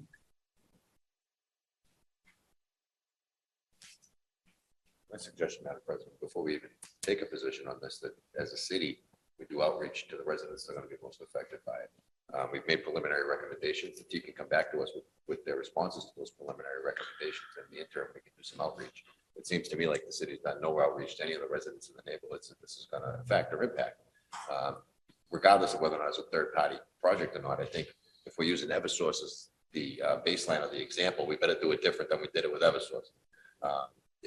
We've gotten a lot of pushback and a lot of calls concerning the Safe Routes to School program project from abutters that were in there, and that was an absolute nightmare when it came up because, again, it was a third-party project and there was no city outreach. So I think if we're going to do this, Madam President, we should do our own due diligence as well. If we were buying a house, we wouldn't just take what the real estate agent was telling us. We'd do our own due diligence. I think that that's something that we need to do before we, as a council, take a position on. I certainly don't have any opposition to many of the proposals that are before us. I think it's something that needs to be done. Don't get me wrong, but I also don't want to be the one that says, I can't believe you put that bus in front of my house. Oh, I didn't. You had an opportunity to come to 100 meetings. You knew about it. We reached out. We did our due diligence. I think that's important, especially with the lack of communication that we've been receiving from the corner office for the past 3 years. Thank you. Counselor Singh. I actually wholeheartedly agree with Counselor Knight. These are a great project. I think you've heard a lot of agreement on a lot of the stops, some suggestions. There's some information that you guys have said that you'll get back to us. I would like to motion to table just until we get that information, until we are able to reach out to the public. And especially about the bus stop eliminations that have more ridership as well. I think it's important to put that out into the community and get feedback and to make sure that everyone has a chance to give some feedback. And there might be people who don't want to see changes in front of their places too, or they want to see changes in front of their places. And I think this is a good chance to. Yeah, and we do Yeah. have a number of just motions as far as the recommendations or changes we want to see. So I just want to make sure we address those before a vote to table. For less than 25 motion. Okay, thank you. Yes. Vice President Bears. Yeah, I was just gonna see if, if you guys, so we have some of the requests for information, and it sounds like the council's in agreement that we want to kind of table this to a date certain so that we can do a little bit more outreach and residents can come to the meeting, and if they like it, they can say they like it. If they don't, they can say they don't, and we can kind of have that consideration. I just want to make sure for your guys' purposes, it probably makes more sense to leave everything together rather than get on two different tracks here, because there's some we don't have questions about, some that we do. Is it okay if we just take the whole bulk and say table it till, as Councilor Sang's motion, maybe to April 25th? And if that's a date when you could have the information back to us by on the requests that we've made, and then that gives us enough time to have communication with the public. Does that work? Yeah, Councilor, two things I want to point out. One thing is the public outreach. So when we do the 30% design concept plan, we will be send all the letters to the butters. So we already do the public outreach. Second things, today we show your guys the 10 locations and the illumination plans. So we only need your guys approve the 7 locations in the bus stop improvement. So illumination plans, the other 3 jurisdictions belong to MassDOT and DCR. We don't need it. We just information only, courtesy for your guys' review. So this is I want to point out. Okay. Thank you. Councilor Collins and then Councilor Sang. Councilor Sang. Thank you. I think for the public outreach part, we know that you guys have done your part. It's about us doing our due diligence as well. Just want to point out, let you know. Yeah. No, I appreciate that. I appreciate you putting that, you stating that on record. I think as Councilor Knight referenced, there are just other projects that we've done as a city before that we should have solicited more feedback before we move forward, before we agree to anything, even though as a council, we might agree tonight to it.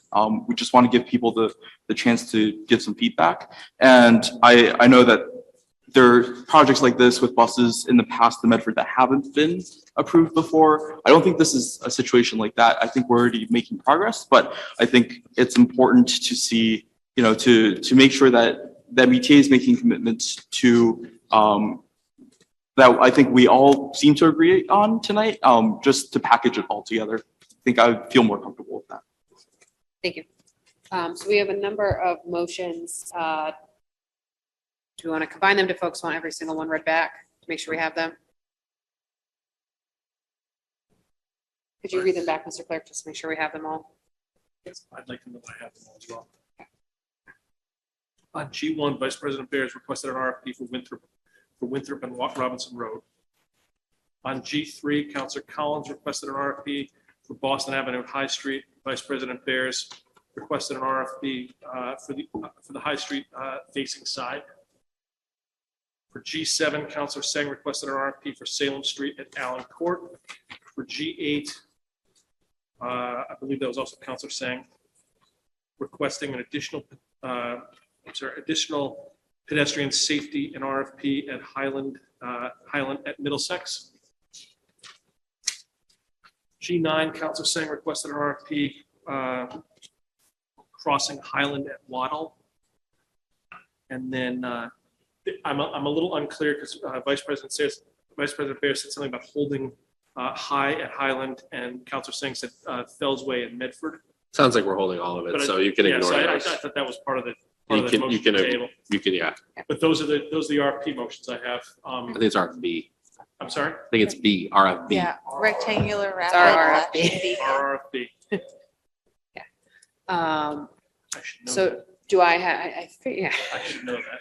I just do have- I have, I'm sorry. Sorry, just to, so it's rectangular rapid flashing beacon, but at G9, it's RRFB, yeah. So it's just gonna, at Waddle, so the beacon would be closer to the Benmore side, not closer to Waddle. Yeah. Great. Do I have a motion to Yes. combine and approve? Yes. On the motion of Vice President Bears to combine all the motions and approve, second by Councilor Sang. All those in favor? All right. All those opposed, motion passes. And we have a motion from Councilor Sang to table until a date certain, and we'll get you all the meeting minutes, so you have all this as well. Motion from Counselor Sang to table to a date certain, that date certain being April 25th. Could be amenable to that? Yeah. Seconded by Second. Vice President Bears. All those in favor? Aye. All those opposed? Motion passes. Thank you all so much. Thank you all council members.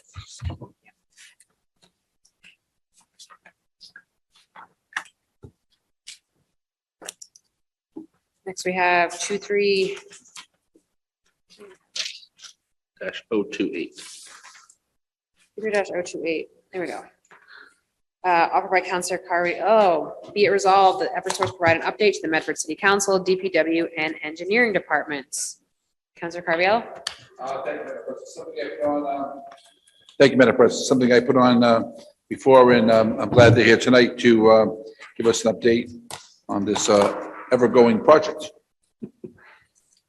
Thank you. Please, name and address for the record, please. Yeah, good evening. Bob Coates, Eversource Energy, Vice President of Capital Construction, out of the Southborough, Mass office, or Dorchester office, or any of the offices.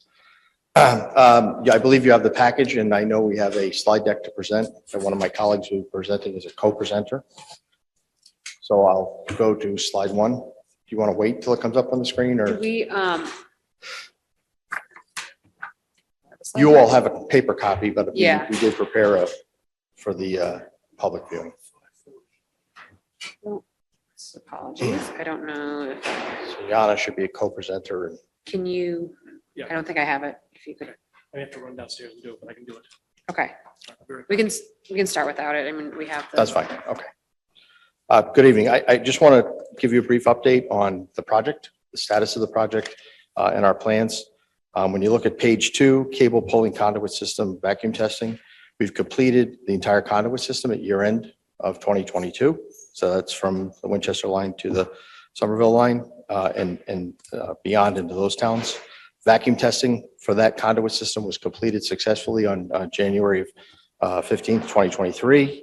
And cable pulling is almost complete. The last section from manhole 14 to 15 is being pulled tomorrow, Thursday, and then we'll clean and test that on Friday. So the cable will be all on the ground through the city of Medford by the end of the week. Currently on slide 3, 41 sidewalk ramps are completed in 2022. We have 59 ramps to complete by the end of May in 2023. There's 50 in Medford. There's all the jurisdictional lines are different for ownership, but 3 in Medford DCR and 6 in Medford DOT jurisdiction. Those will be done during daytime hours between 9 a.m. and 3 p.m.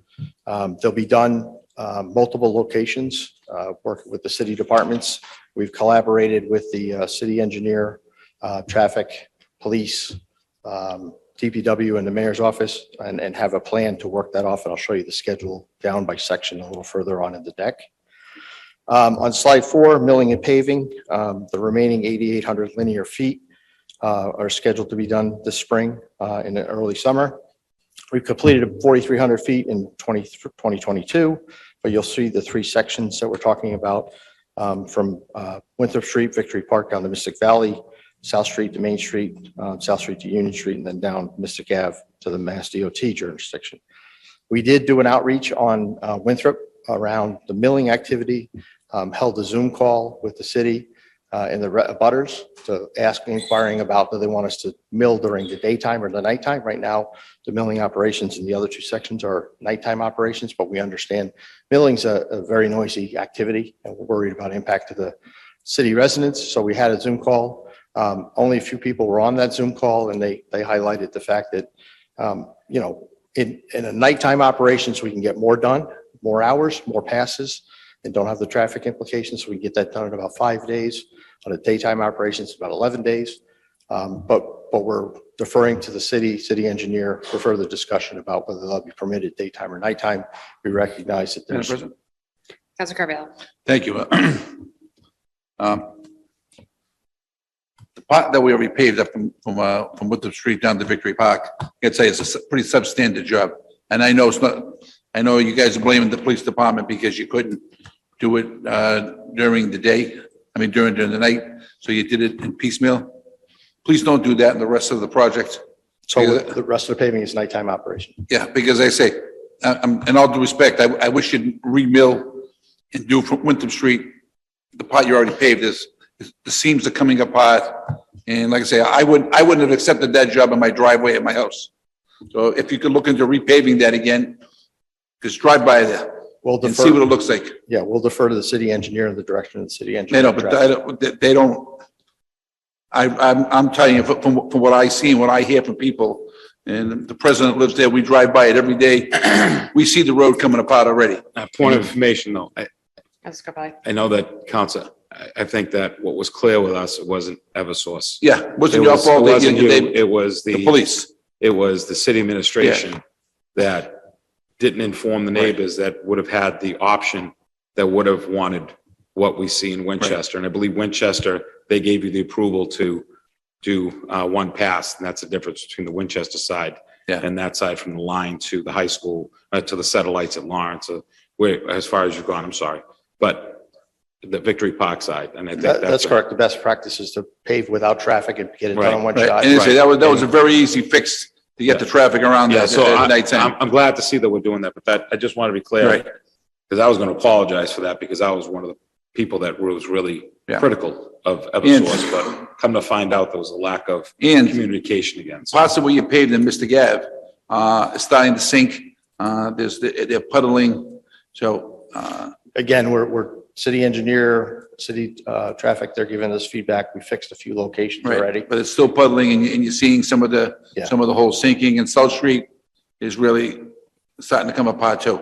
And we'll be doing those as we pave them, repave them. So are you Mill gonna, and South pave. Street will be repaved again? We have to mill and repave those Okay. sections. Thank you, Vice President Bears. Just to confirm what you said is now it's been worked out to do the nighttime so you can do the one pass on the rest of this? We worked with the city, talked about the proposal, and the city department, the city engineer, who's our chief facilitator, is doing a great job. Mr. Watella has worked it through with the effort of the DPW, the police, and everybody, and we're going to be able to do these paving sections at night. Great. Thank you. Councilor Scarpelli. a few neighbors did reach out to me, and what's alarming is that there was an option for National Grid customers to add gas lines to their homes down Winthrop Street. What's bothersome to me, and I don't know if there's communications between two entities, but I was just informed that they were told that they plan to do the connections May 1st. And we are looking to plan to hot top that area April 15th.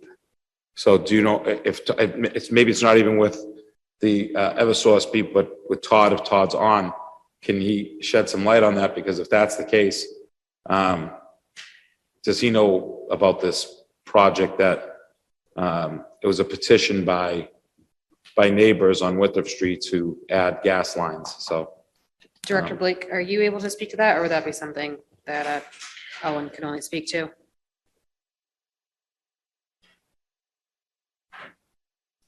maybe he doesn't. So I know the engineer, he's not on, right?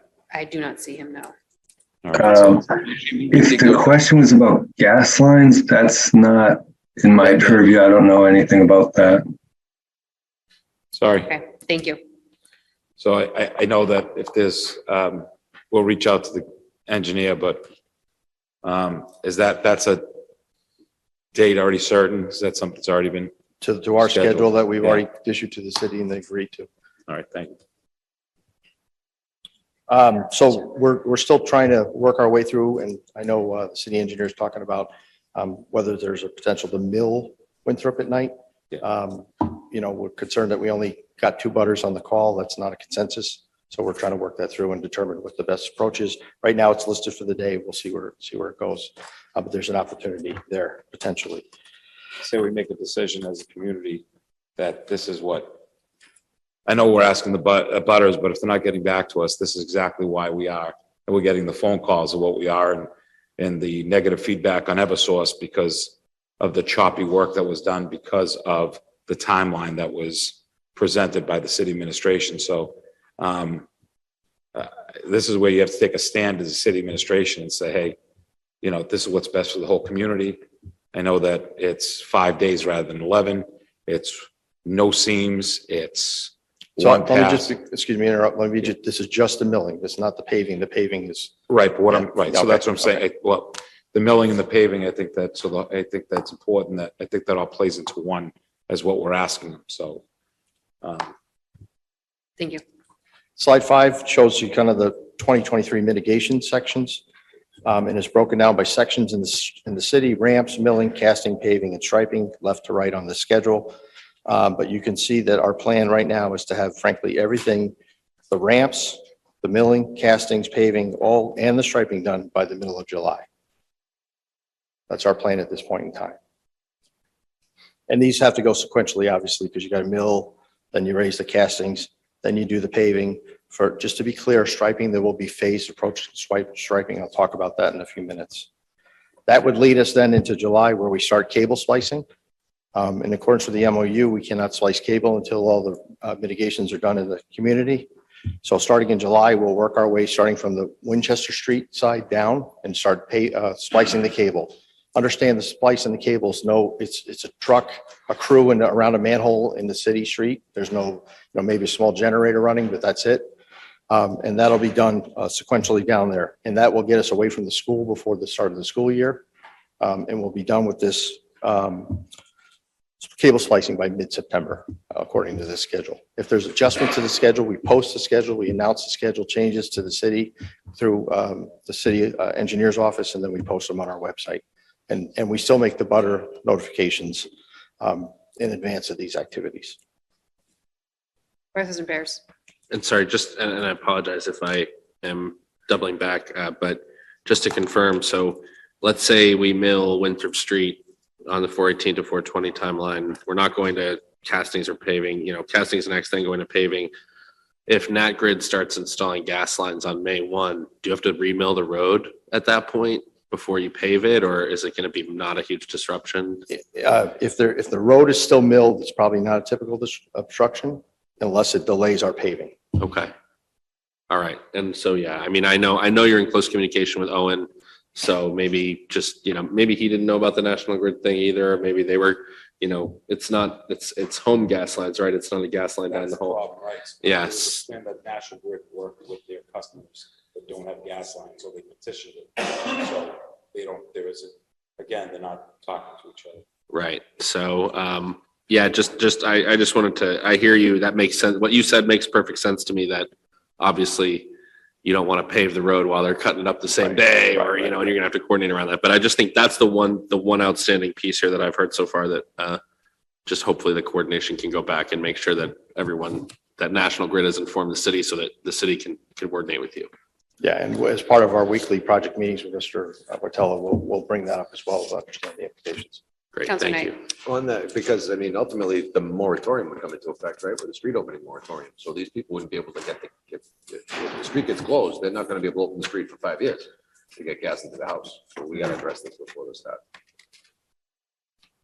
And then on to slide 7, just kind of assumptions that are built into this schedule. We continue to work with the police department, traffic, DPW, traffic city engineer on the plan to achieve the 2023 cable splicing completion by the end of September, middle of September.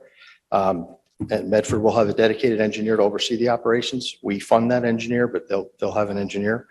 And then we share the weekly schedules with the police, DPW, city engineer, and the like.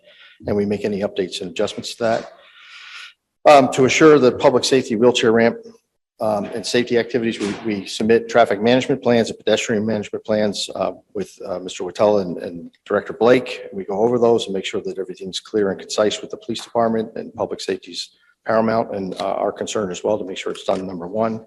We will be in multiple locations on some of the sidewalk ramps, but we try to commit to be on one side of the street, not two sides of the street, to have encroachments on both sides of the street. The bike lanes will be available, and the casting adjustments will be sequenced so that there's two-way traffic. We can maintain two-way traffic. I mentioned that we've been going out to the abutters. We continue to notify 2 weeks out, 1 week out, and 24 hours before we're out in front of folks. Door hangers, emails, website activities. Construction schedules updated weekly on the project website and the city with the city's communication team. The biggest impact is Winthrop. It's noisy. I get it. We get it, and we're just looking to see if there's opportunity to accelerate that. But right now, as the decision is from the current, from the traffic engineer and the city engineer and The police department is to mill during the daytime. It does reduce work time, but I understand it's at the discretion of the city officials to determine public safety and the best operations. Roadway engineering, we're going to pave both sides, as I said, during the shift, nighttime shift, to avoid the cold joints that we've experienced. The cold joint up in Winthrop Street will be repaired. We have some infrared technologies coming in. The striping is going to be temporary striping. And then after the milling is done, we put temporary marking tapes down the double yellow line. That we have to let the pavement cure before we do the permanent epoxy coated inlay marking. So that'll occur sometime after that in accordance with the schedule. What's the time between that temporary striping and the more permanent? I'm sorry? What's the time between that temporary striping and the more permanent? Because we really had some issues with that earlier in the year. Was that a couple weeks? It's a couple weeks for the curing to take place. Okay, thank you. So it's about a couple weeks for each section of curing to take place. Okay, thank you. And we're trying to do is, get the striping vendor in and work their way down as we're doing the paving activities as well. Again, as I said, we really appreciate the collaboration with the city engineer, the city departments, the city council. I know that this has been a long journey. It's been a long journey for us too. I also want to highlight for you that when we say the cable work is done in September, we still doesn't mean the cable's energized. We still need to do testing of the cable, energization of the cable before the project's completely in service to meet its core objective of providing more transmission support. A lot of load is rising as communities embark on green energy technologies, electrification of transportation and the like.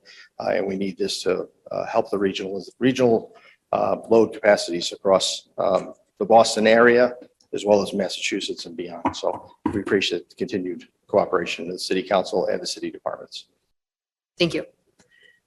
Counselor Knight. If I could just reintroduce my motion that was made earlier in the evening during the public participation portion, that we reach out to the traffic engineer and to representatives at Eversource to see if the bike lanes that are taken away, the parking spots in front of those homes between Lawrence Road and High Street would be as a result of the mitigation package that was negotiated between the administration and the provider. Thank you. So on the motion of Counselor Knight, seconded by Counselor Scarpelli, all those in favor? Aye. All those opposed, motion passes. Any further discussion on this update? Thank you. Seeing none, thank you so much. Oh, I'm sorry, there was one. Oh, sorry, I don't know, Oh, Counselor sorry. Singh or Counselor Collins? I was just going to motion to revert to normal. Oh, regular thank order you, of thank business. you. Thank you. On the motion of Counselor Collins to revert to the regular order of business, seconded by Counselor Singh, all those in favor? Sorry, I misvoted. All those opposed, motion passes. Eh.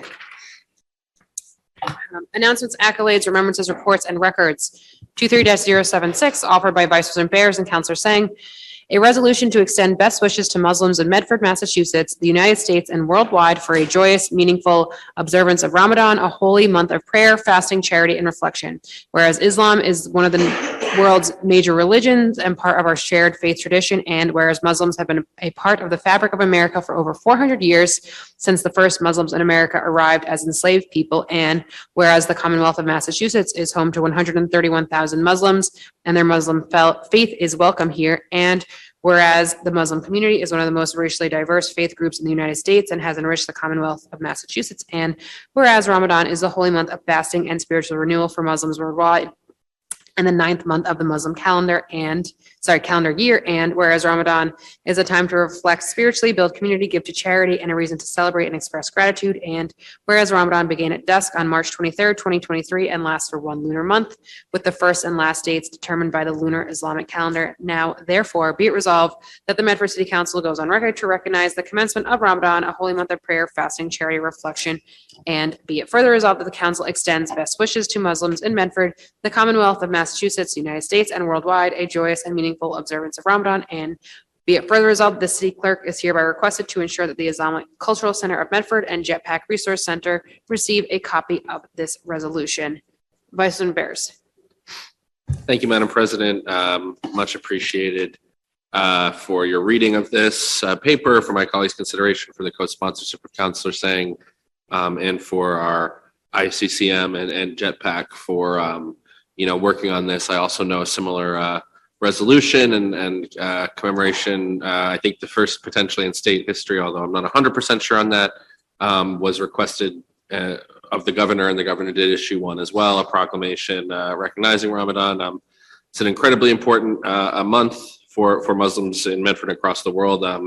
And I think, we have been recognizing the multi-faith, multicultural, fabric of our community. And this is a role in that, plays a role in that. I think, as we all know and have seen, the Islamic Cultural Center of Medford is fast becoming and has fast become, a key part of our community since it's moved into the square, restoring the Isaac Hall House, working with the city to gain CPA grants, and I just think it's putting this resolution forward. It's a moment, as it says in here, joyous and meaningful observance and a month of prayer, fasting, charity, and reflection. I think regardless of your faith tradition, or if you don't have a faith tradition, those are values that you can respect and hold. So, thank you again for hearing me out, considering this, and hope we all support it tonight. Thank you.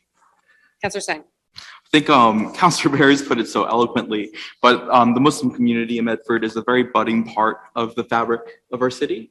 And the ICCM, as Councillor Bears has referenced, have been really critical in terms of our community's efforts to preserve our history, to restore our buildings, and to contribute to our municipal events, and to really do charity in the community, which I think we should definitely recognize.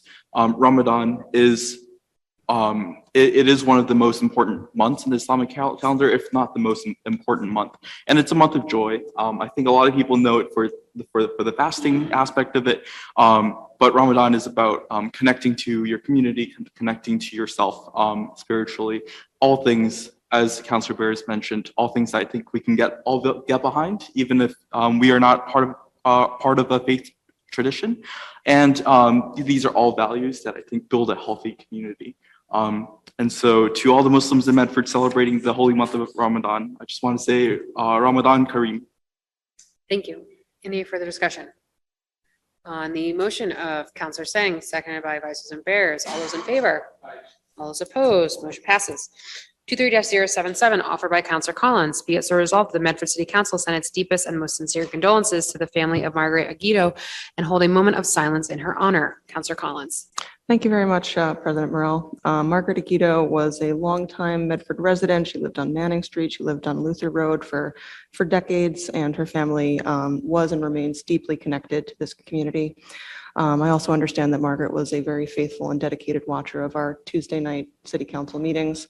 And so I hope that my fellow colleagues will join me in letting her family know that we are thinking of them during this difficult time and holding a moment of silence in her honor. Thank you, Councillor Collins. On the motion of Councillor Collins, seconded by Councillor Sang, all those in favor? All those opposed? Please rise for a moment of silence.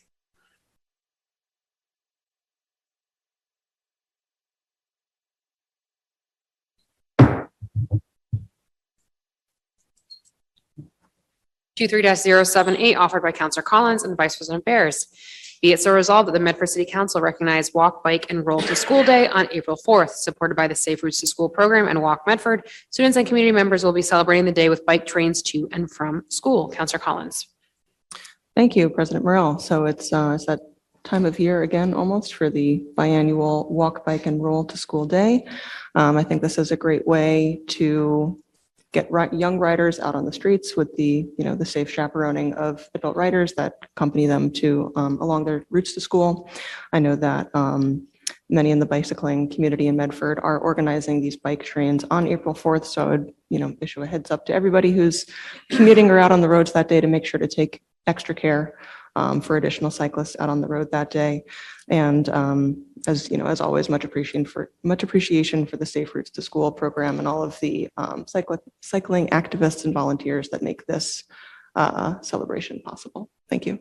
Thank you. Vice President Bears. Thank you, Madam President. And first, just apologies I didn't catch this. I think it's actually May 4th. I thought that seemed, yes. I So agree. yeah, that may I just, had that in my head. That's my mistake. Sorry about that. yeah, and I didn't catch it either. Really? Oh, okay. Yeah, Yeah. the date didn't seem, yep, it's May 4th. And I only know that because I was looking through my email and I saw an email that said May 4th today. So we're super prepared. Advance warning. Yeah. But yeah, but everything that Counselor Collins said, I think stands strongly, and this gives people even more time to plan and consider, taking this on. If you're watching this and, you can make that day work for you and your family to participate in this. I think it's really an important event and really shows, we have in this community, especially, I know it's at all levels, but at the high school level, we don't offer universal busing at the high school. We have folks on the MBTA, we have folks walking, we have folks driving, we have folks getting rides. You have folks biking. You have a lot of different modes of travel going to the high school. One of the reasons this Eversource project is so important is because it's fixing the gateway to the high school where you have, our most precious resource and group of folks in the city, our young people. And we want them to be safe. And I think we all want that in all of the different contexts. We've talked about that many times in many different contexts, and this is one of them. This issue, we had a memorial outside of City Hall. This is just very personal to me. I lost a friend 10 years ago to a car accident, and I thought I could do this without breaking down, but I still can't. And we need to keep young people safe. So thank you. Thank you, Vice President Bears. Any further discussion? So on the motion of Counselor Collins, seconded by Vice President Bears, all those in favor? All those opposed, the motion passes. 23-079, offered by President Morrell, Counselor Singh, and Counselor Collins, be it so resolved that the Medford City Council honor and celebrate Women's History Month. I will go to Counselor Collins. I'm going to cherry pick. Thank you, President Morrell. I think that, well, it's always a good time to celebrate women's history. It's always a good time to reflect on the contributions of women to society, our community in particular. We have so many pillars of our local Medford community who happen to be women, and I think it's always the right time to reflect on members of marginalized communities that have made outsized contributions to the community that we enjoy today. Thank you. Thank you, Counselor Collins. Counselor Singh. Thank you, President Morrell. I don't think it needs to be said that celebrating Women's History Month is valuable. I wanted to bring up a few examples of Medford women who have made history. Many that I think people in the city know, some that people might not.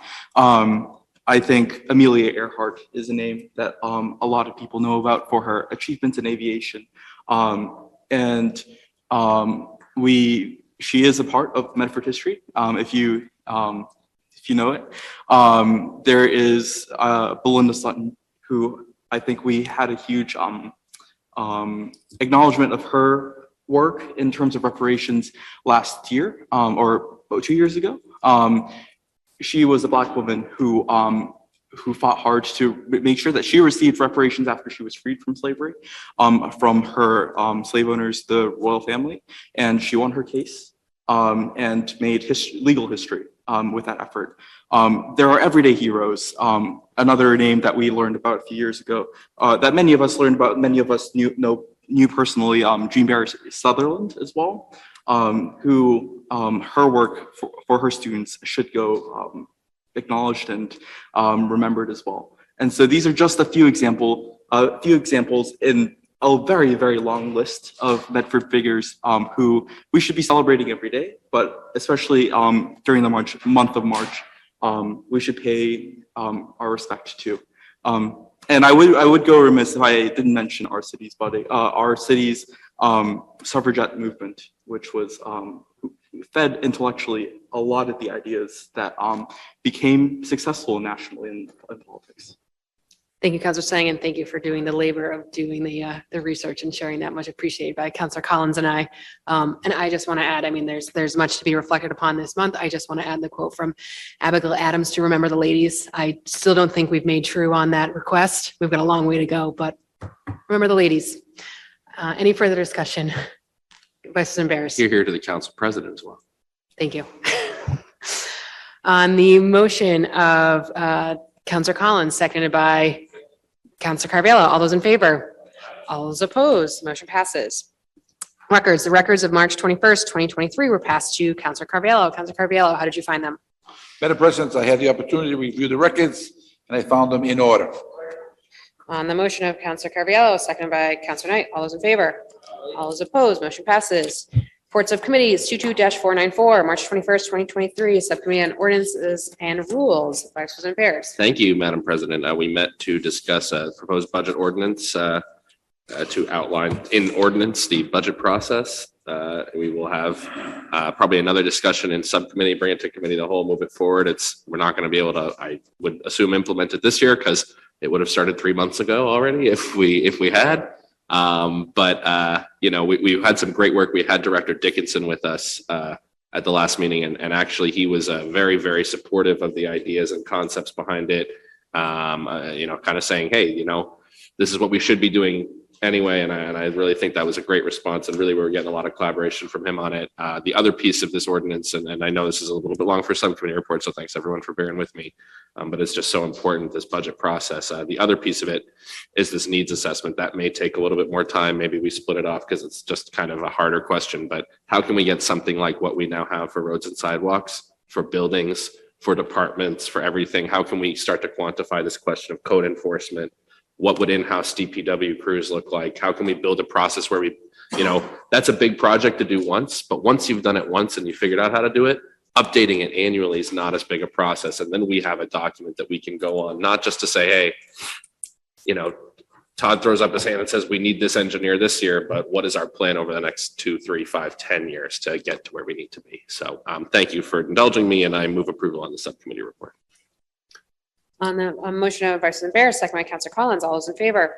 Right. All those opposed, motion passes. 22-321, March 22nd, 2023, Subcommittee on Zoning, Planning, and Development, Vice President Bears. This was on looking at a proposed condo conversion ordinance. We had a lot of initial discussions, and we're planning to have further subcommittee meetings to really flesh that out. Move approval. On the motion of Vice President Bears, second by Counselor Collins, all those in favor? Right. All those opposed, motion passes. That is the end of Counselor Collins. Thank you. Yep. Do you wanna want do to that first? We'll take suspension first, or Sure. we have one paper. How many people lose that? One paper under suspension, 23-082 from. I'm sorry. Would you like to suspend the rules? Motion to suspend the rules to take paper 23-082. On the motion of Vice President Bears to suspend the rules to take 23-082, seconded by Counselor Singh. All those in favor? Aye. All those opposed, motion passes. 23-082, offered by Counselor Scarpelli.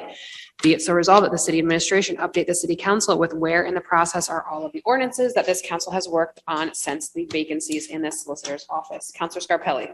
Thank you, Madam President. I appreciate all the hard work that our city clerk has done for us. And I know that this council has worked very hard on putting through some initiatives that this community needs. But what I was referring to is the understanding of what the role in KP law has with our ordinances, whether they're legal, whether they are being able to move forward with these ordinances. And like I said, I've had the opportunity that work with many different city solicitors, and one ordinance, Rule 30, ordinance and bonds, orders referred to the city solicitor. This is in our charter. Every ordinance and every order for a bond issue shall, before its passage, be referred to the city solicitor, who shall forthwith examine the same as to its legalities and notify the council in writing of their findings. It shall be standing rule of the city council that no final or definitive action shall be passed by this council in the matter of abatement of betterment assessments until such time as the legalities of a proposed abatement shall be approved by the city solicitor. So what's that saying is that it's simple. We could do the exercise moving forward with the ordinances and what we're trying to do as a council, but in essence, having KP law review them is all for naught. From what I gather, and I'll ask with a motion that we ask the city administration to forward to us any signed ordinances by KP Law. I'm going to guarantee you that it probably isn't, because they know it's against the law, because they're not acting city solicitors, because they know this rule in our charter, so in our ordinances. So, and this is what I was afraid of. I'm hoping I'm wrong, because it is a lot of money we've spent with KP Law, but moving forward, I want to just stress to what my fellow councils that the understanding, the idea of what we're doing is I completely understand. We need to do our job the best we can. But when we don't have the tools in place to succeed, and we keep asking for KP Law's opinions on things, it comes back to this. This ordinance is this resolution is very simple. I think it's an eye-opening resolution. I think it'll be interesting on my motion to see what we get back in 2 weeks with the city administration, where the signed ordinances are that we put so much hard work into passing. And I think that's going to be a telling sign of where we are. And I know that I'm going to make a second motion that Councilor Beers has been thinking about it since he brought it up, and asking that the council ask for city administration for funding to reach out to former city solicitors, preferably Rumley or Scanlon, that everybody else is working per diem, that we ask them to come in and work on a stipend program or a retainer that they can assist us with the city solicitors, or get sworn as acting city solicitors, so we could pass these passages forward. So these are two motions I'm going to ask because of this news that was shared with me, that we need the update from the city administration with the signed ordinances to see if they are signed or they're not left to be signed. I know that there were questions that as long as the mayor signs off that they are acceptable. No, it's not. The legal opinions that I received and what our ordinance says in Rule 30, it clearly states that we can't do anything until the city solicitor signs off on this. So if we can do that, then ask for the administration to allow us to bring in and swear in a city solicitor per diem or on a retainer to help us finalize some of these ordinances and other motions that we have that right now are being left off to KP Law and their infinite wisdom for the mayor, not for this council. So thank you. Thank you, Councilor Scarpelli. And I just realized, so I got a response, there was a response that came through to myself and Vice President Bear today. I actually didn't realize it didn't get sent to the whole council from the mayor, with copied and pasted from Janelle Attorney Austin, saying that, just for background, in my opinion, KP Law can sign off on the ordinances as set forth by council rules, since in my opinion, the mayor is authorized to appoint council as necessary to advise the city, including pursuant to Rule 24 or Rule 30. And then it says, if the city clerk wants to forward any ordinances and supporting city council minutes, we can certainly review as to the sufficiency of votes for passage. So I'll make sure the clerk sends that to the whole council. I didn't realize it didn't go to everyone, so I apologize for that. Again, I think this is where, again, this council is being bypassed without any legal support. So why do we need a council? Why do we have our ordinances and laws that the mayor put her hand on the Bible and or about to follow the bylaws and the ordinances of this community? That's what we all did when we had the inauguration. When we were sworn in, that's what we're sworn in to do. This is Rule 30 of our ordinances, the city councils, for our city solicitor. And again, I would like to see those signed documents. Thank you.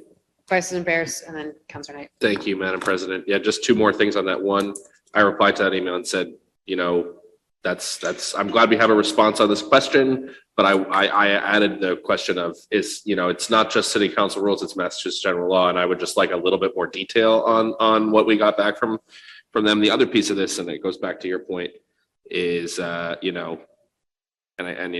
guess maybe I'm just gonna bring this up at every meeting until the end of time at this point, or at least to the end of the year. At this point, I think that I'm hoping that I appreciated our conversation last week about the idea of moving forward and making sure that we have the power on our own to bring people on board where we don't have to ask. Because making that small change, along with a couple other small changes to allow us to appropriate the money and approve boards and commissions, would go a long way to making this council significantly more forceful in our ability to hold the administration accountable. So I'm really looking forward to those discussions. Thank you. Counselor Knight. Madam President, thank you very much. I'm very thankful that Attorney Austin has finally given us a legal opinion, because every time we ask her for something, she scratches her head and says, that's council prerogative. I don't know. I'll look into it. I'll check it out later. But finally, she gave us a legal opinion. It didn't answer the question that we asked, because we didn't ask her to look at the council rules. We asked her to look at the city ordinances, and we asked her to look at the general laws. And this opinion is very, very narrow. And there's a reason it's very narrow, because it's not worth the paper it's written on. All right. These ordinances that this council puts in place to ensure that there's a city solicitor are put in place with the legislative intent to provide a check and balance on the administration. It's a transparency issue, first and foremost, a transparency issue. So the mayor has the power to appoint somebody. She hasn't appointed a city solicitor. She's hired a private law firm. She said they're her private law firm. The city ordinance say there shall be a solicitor. It doesn't say the mayor shall privately contract a firm. It says there shall be a solicitor, and the solicitor will be compensated within the compensation schedule. The same schedule that she brought to us this evening to create another pet job for one of her friends. So when I sit here and I look at this, Madam President, it makes my brains boil, because she sat up here and she promised. She made a promise to us. She promised us something. She cut a deal, and the deal was that we'd have an assistant city solicitor. So either her word isn't worth anything, or just as much as the paper that Ms. Austin wrote her opinion on. But it certainly doesn't carry any weight in this room. When the mayor gives their word in June, and here we are 9 months later, and it still hasn't been carried out, seven of the what? 14 elected officials in this community at the local level. She gives 7 of us her word. It was a lie. It was a lie. It was a lie. All right. It's hard hiring people. I've never met a lawyer that went to law school, that had their own firm and that practiced law, that doesn't know another lawyer, that wants a part-time job making $125,000 a year with health insurance. I don't know a lawyer in the world that wouldn't accept that job, that's out in private practice, that's out working on their own, that's out and hung their own shingle. I don't know a lawyer in the world that wouldn't do it. In the world. Maybe she doesn't know any lawyers. I thought she went to law school. I thought she practiced law. I don't understand how all of a sudden there's a shortage of lawyers in Medford, but not anywhere else. If you do the math, there's one lawyer for every 1,200, one lawyer for every 1,200 people in the state of Massachusetts. We have 6 million people. You do the math. You do the math. All right. It's nonsensical for us to sit here week in and week out and go through this. She's treating us the same way she's treating the workers in this community, the same way she's treating the representative from Local 25, the same way she's treating the representatives from the Massachusetts Teachers Association. All right. She's going to keep us in the dark, and she's going to try to control the narrative. And that doesn't mean telling the truth. All right. It doesn't mean being transparent. It doesn't mean any of that. So we can keep sitting here week in and week out and wasting our time, really wasting our time, because we don't have the tools to build the house. We don't have the tools. She promised us the tools. She agreed with us. She sat here for 20 years and cried. Everything was awful. The city was falling apart. Mike McGlynn's the demon. Mike McGlynn's the devil. Roy Belson's hell incarnated himself. I never met 2 hard-working public servants that weren't afraid to be held accountable. They would come up here to this podium and answer the questions and give us the answers that we may not want to hear. But at least they showed up and they were present, and they kept their word and they kept their promises. And enough's enough with this city solicitor nonsense. We don't have one. We need one. The ordinance say it's required. That's it. Madam Mayor, do it. Who can we even go to say, what's our alternative? I'd like to speak to a lawyer to tell me what my alternative is. Can I have Miss Austin's number? Hey, Miss Austin, how do I get rid of you so that we can have a real city solicitor in this community? I mean, come on, give me a break here. Enough's enough with this nonsense. It's nonsense. It's nonsense. That door has not been open. They said it's an open door. You can always walk in. Well, you can't walk in. It's not really open. You got to call me and we got to make an appointment. But, we have an open door policy, but the door's not open. I don't even know what that means when she said it. I was scratching my head going, what's going on here? It's become so personal and so not about the city of Medford. When it comes to the workers in this community in Steve South, when it comes to people getting taken out of here by the police, people getting followed around with GPS trackers on their vehicles, people being required to undergo psychiatric evaluations. It's personal, Madam President. That's not government. That's not governing. That's politics, and it's bad politics. And it translates into bad government, and that's what we have here in this community now. And you know why we have it? Because we accept the chief administrative officer of this community, we accept the fact that she came up here and lied right through her teeth to us. We're accepting that fact. We're saying, okay, it is what it is. Let's move on. What are we going to do? Well, let's ask her. Oh, she'll just lie again, right? I mean, enough's enough. Enough's enough. What are we going to do? What's the recourse? What's the game? What's the end game here? What's the end game? She ain't going to do it. We know she's not going to do it. Because her track record has proven that she will not. She refuses to communicate openly and transparently with this council about legal issues and financial issues. I don't know what else is important to us, but we control the zoning, which is a legal issue, and we control the budget, which is a financial issue. Other than that, all we are a bunch of cheerleaders. All we are is the rah-rah squad. So I'm at a loss at this point in time. The lack of leadership that's come out of the corner office. The chief of staff doesn't come here to give us answers. When's the chief of staff have decided to give us an answer? She comes down to fight with us and yell and scream at us. She doesn't come down to give us answers. She comes down here to control narrative, control spin, and not tell the truth. And we've caught them so many times lying. How do they expect us to have a relationship of trust with them? How? How is it possible? That's what I ask. Again, I think back to 4 years ago and how much better off this city was. Every single day. When I drive over that same pothole that's been on my street that I put through C-Click Fix 27 times, right? I think about how much better the city was 4 years ago. And it makes me sad. It makes me sad to see how terrible the city looks, lack of curb appeal, lack of commitment or investment to deliver in public service, to deliver in simple, basic public services, like fixing a sidewalk, taking down a tree, fixing a pothole, striping a crosswalk. Enough's enough. I mean, when are we going to wake up and realize that we're failing the people in this community? Because we are. Because when we go outside, we look around, it looks horrible. It looks horrible. We sat here and we listened to Mr. South tell us how Everett, Chelsea, Malden have passed us, how North Reading, how Newton, how Waltham have passed us. And he's not wrong. And Stowe. I know where it is. There's a golf course there. But so at the end of the day, Madam President, we need to shed some light on some of the issues that are going on in this community. And the biggest failure that we have in Medford right now is the fact that we don't have a local newspaper to report on these issues. We have a communications director gets paid $125,000 a year to create news stories and to create spin and put spin on them however they want, and to go on every single social media platform in the world and run a campaign. Right? Because that's what it's all about. The big hunt going on, right? We're looking for Easter eggs up at Rice Pond in a couple weeks now, right? The bunny's going to be there. How are people going to get there? I've let you go pretty freewheeling, but I'm drawing the line at Easter Bunny, if you could bring it back. All right. Well, I'm sorry. Is it a recreation bunny? Yeah. Yeah, the recreation bunny. I'm sorry. The recreated bunny.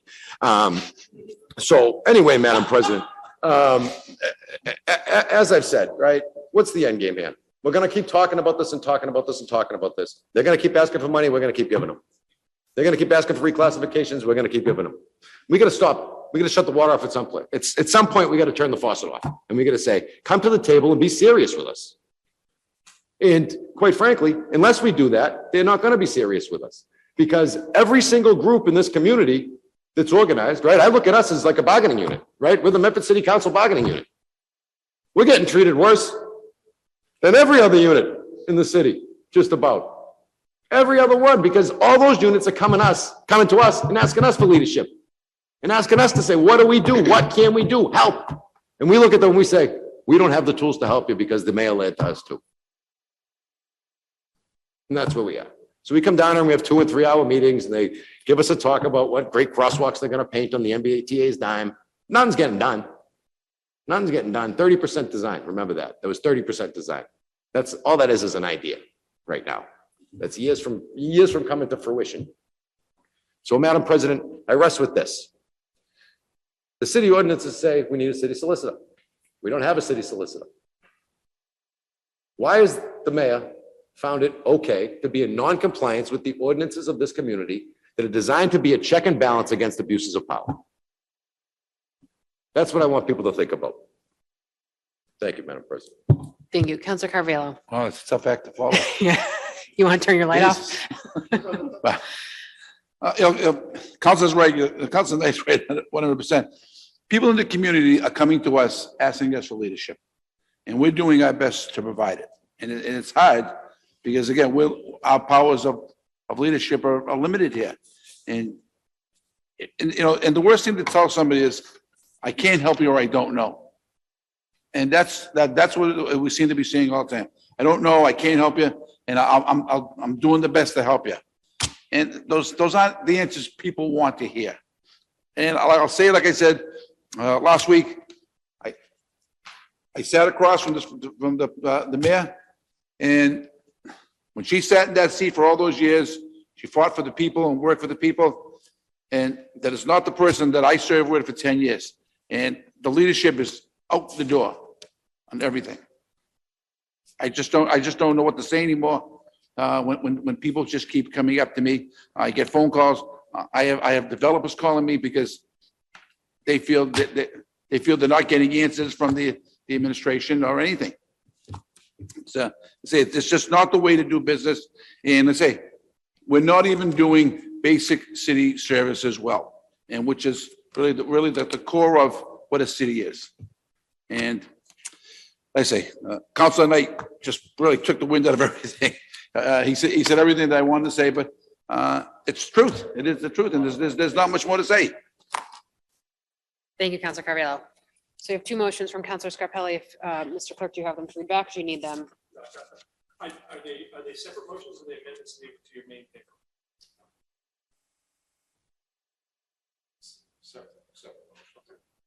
Yeah, just make it easy. So I have, okay, fine. First one I have is to ask the administration to forward to the council any ordinances signed by KP Law. And the second one is for the council to ask the city administration for funding to reach out to former city solicitors to come in and work on a per diem or stipend program basis. I will be sworn in. Thank you. So on the motion of Counselor Scarpelli is seconded by Counselor Carviallo. All those in favor? All those opposed? Motion passes. Going back to Counselor Collins.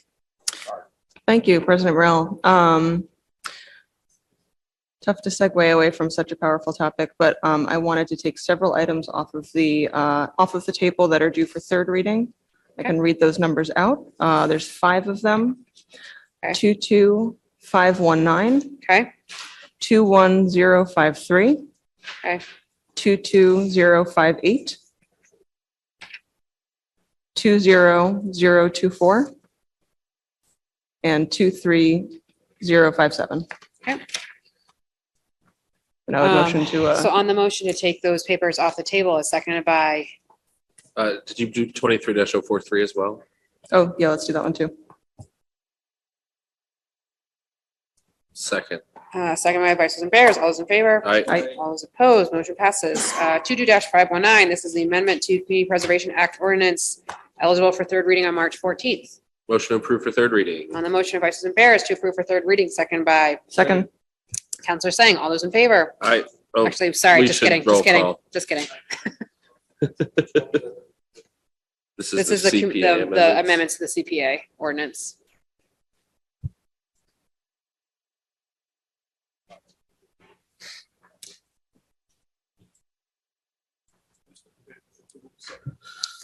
Counselor Sang.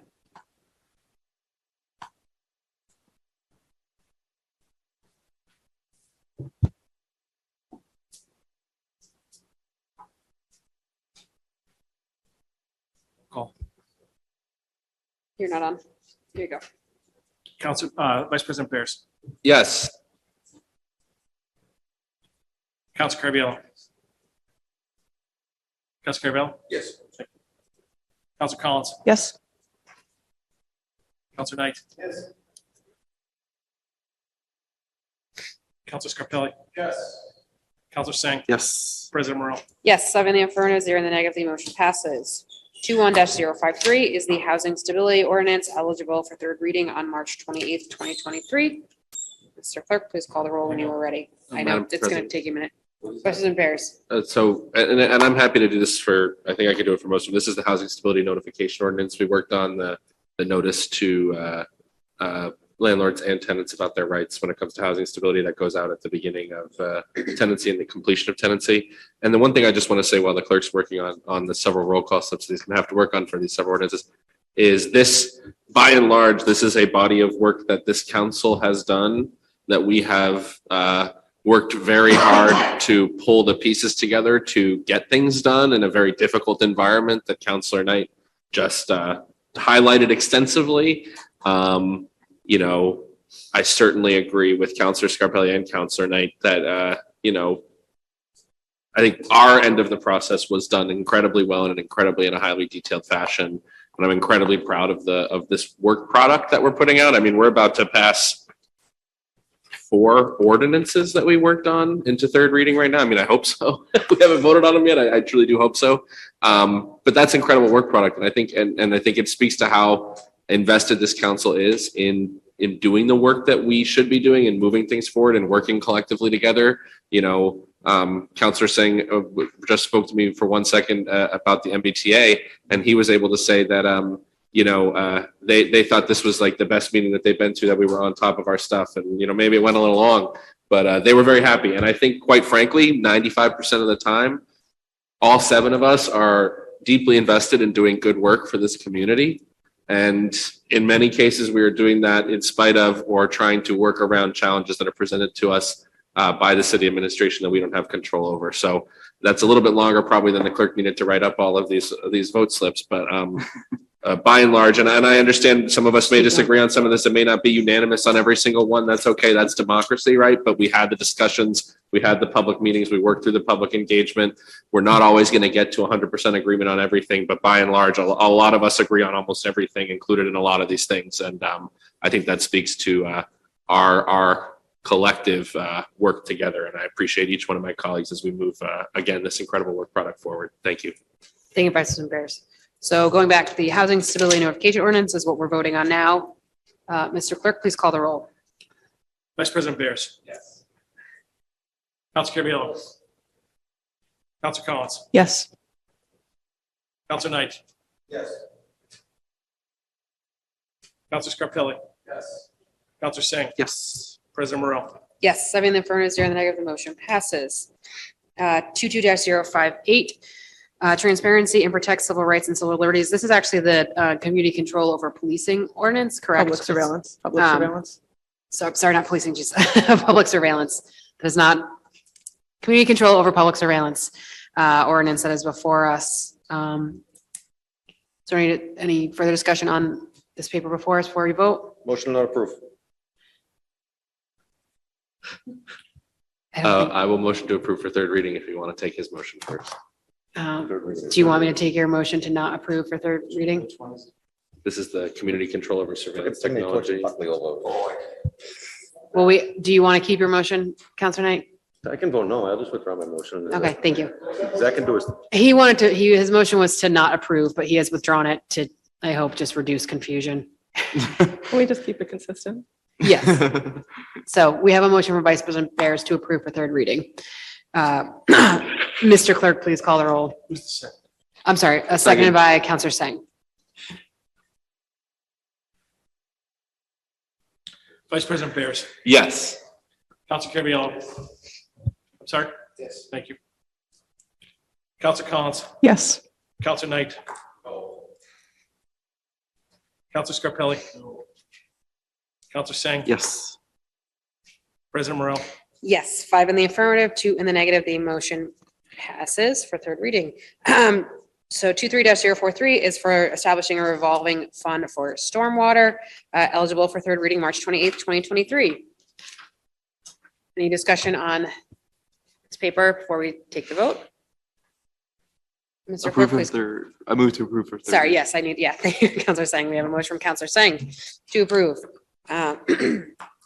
Clerk, please call the roll when you are ready. Seconded by, seconded by, Second. sorry, I'm looking at you. Vice President Bears. Stormwater, right? Yes.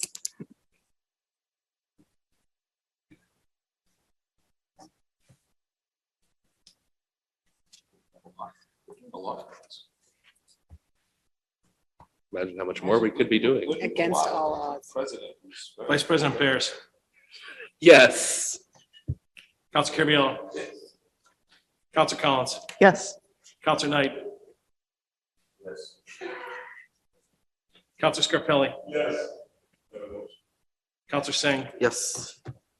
President Morrell. Yes, 7 in the affirmative, 0 in the negative. The motion passes approved for third reading. 20-024, the Affordable Housing Trust. Any further discussion on this? Motion to approve for third reading. We have a motion. President, if I may, Sure, yes, I know. I know, hang on. they're all in order on the paper that we're all looking at. Yeah, but I didn't catch that. I just, once again, like to recognize Councilor Falco for his work on this paper, Madam President. He was the one that started this, and, it's one of those things where you start some good work and you're not necessarily around to see it finished. And I just want to be sure that he knows that we're thinking of him and that this is a great success and a great piece of legislation. John Champion. Falco Housing Trust. The Falco Housing Trust. Thank you, Councilor Knight. And I actually did run into Councilor Falco after we voted on this in between at the library, and I shared how excited we all were and thankful for his work, so. I said Councilor Falco, former Councilor Falco. VP Bears. Yes, seconded by Councilor Collins. Votorama is getting.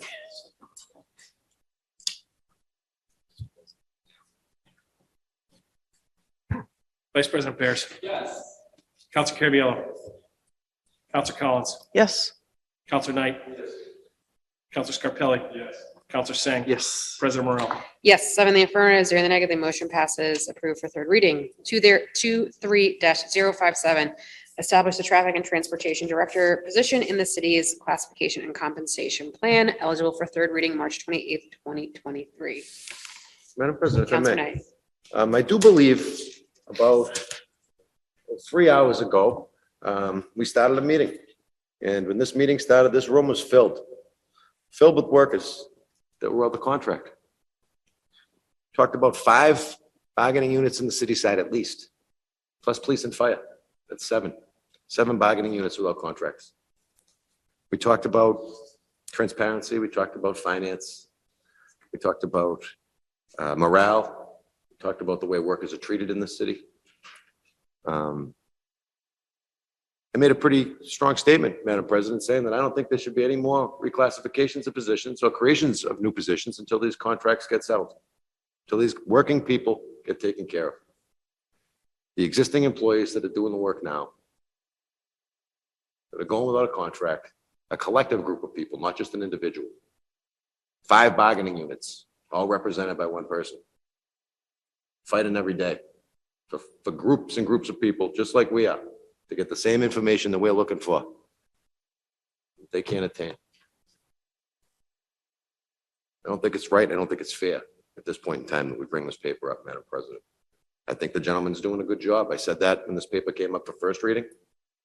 I don't have a particular issue with the paper other than the fact of when it's presented, how it's been presented, and the ongoing situation with the labor and workforce here in the community of Medford.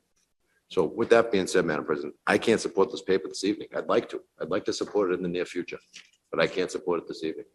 So I'd ask that it remain on the table. I know it's a contrary to the motion that's been made, but I'd ask that it remain on the table until these contracts get adjusted. It's not fair to these working people. It's not fair to them. For the mayor to pick and choose who's going to get upgrades and who's not. It's just not fair. It's not right. It's not collective bargaining. That's not organizing. That's nepotism. And I have a problem. Again, I don't have a problem with the individual that holds the position. I think he's doing a great job. But at this point in time, I think that there are other people that are a priority. And the mayor said that they don't have any money for raises. Then the mayor said that she has double the amount of free cash that they've ever had in the past. That's probably because we spent all our ARPA money, but that's a whole different story. So, Madam President, with that being said, I think this paper should lay on the table. Thank you. And we already took a motion to take the paper off the table. Do I have? Do you have a second from Counselor Knight's motion to put the paper back on the table? I second that. Second by Counselor Scarpelli. All those in favor? No. Okay. I heard some no's and some yeses. Someone wants to call for a roll call. Yeah. Oh, sorry. Roll call, please. It's the motion to put the paper back on the table, yes.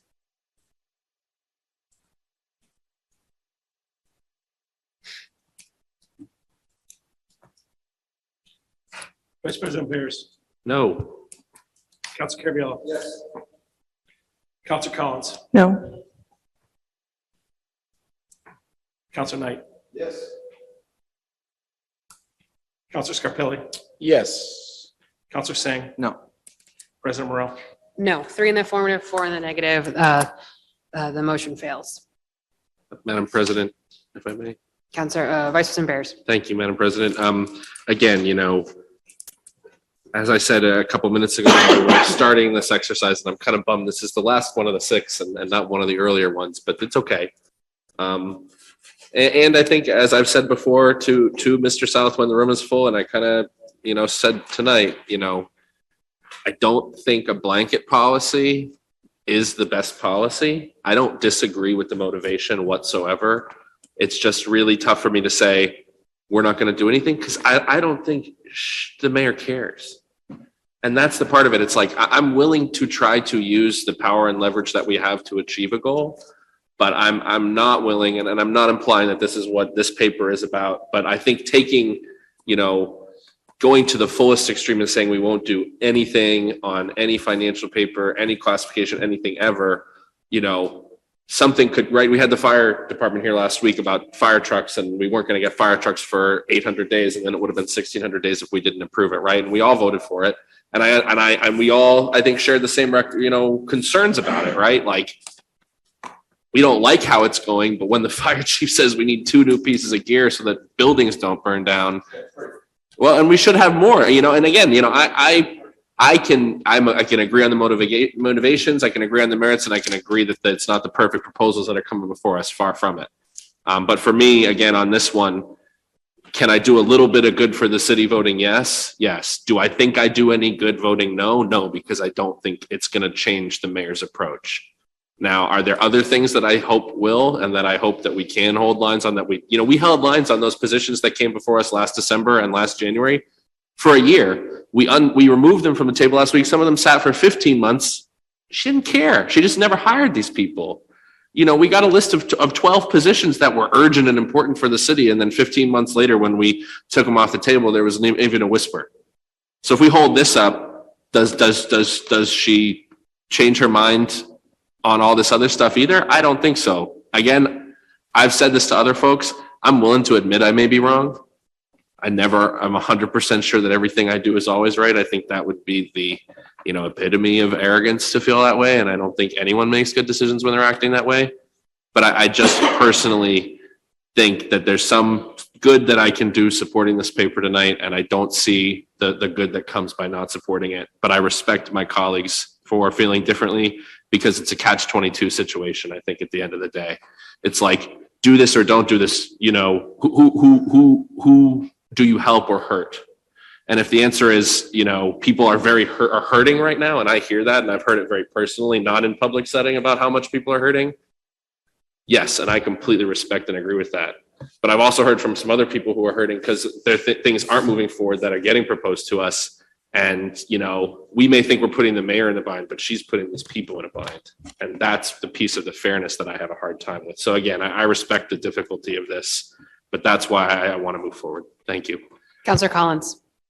Thank you, President Merrill. And I also want to, I don't want to just bring this up and vote for it uncommented on. And I want to be clear that to my fellow counselors, I know that don't agree with voting on this tonight at all, that I hear you, and I really genuinely do respect your opinion and sympathize with where you're coming from.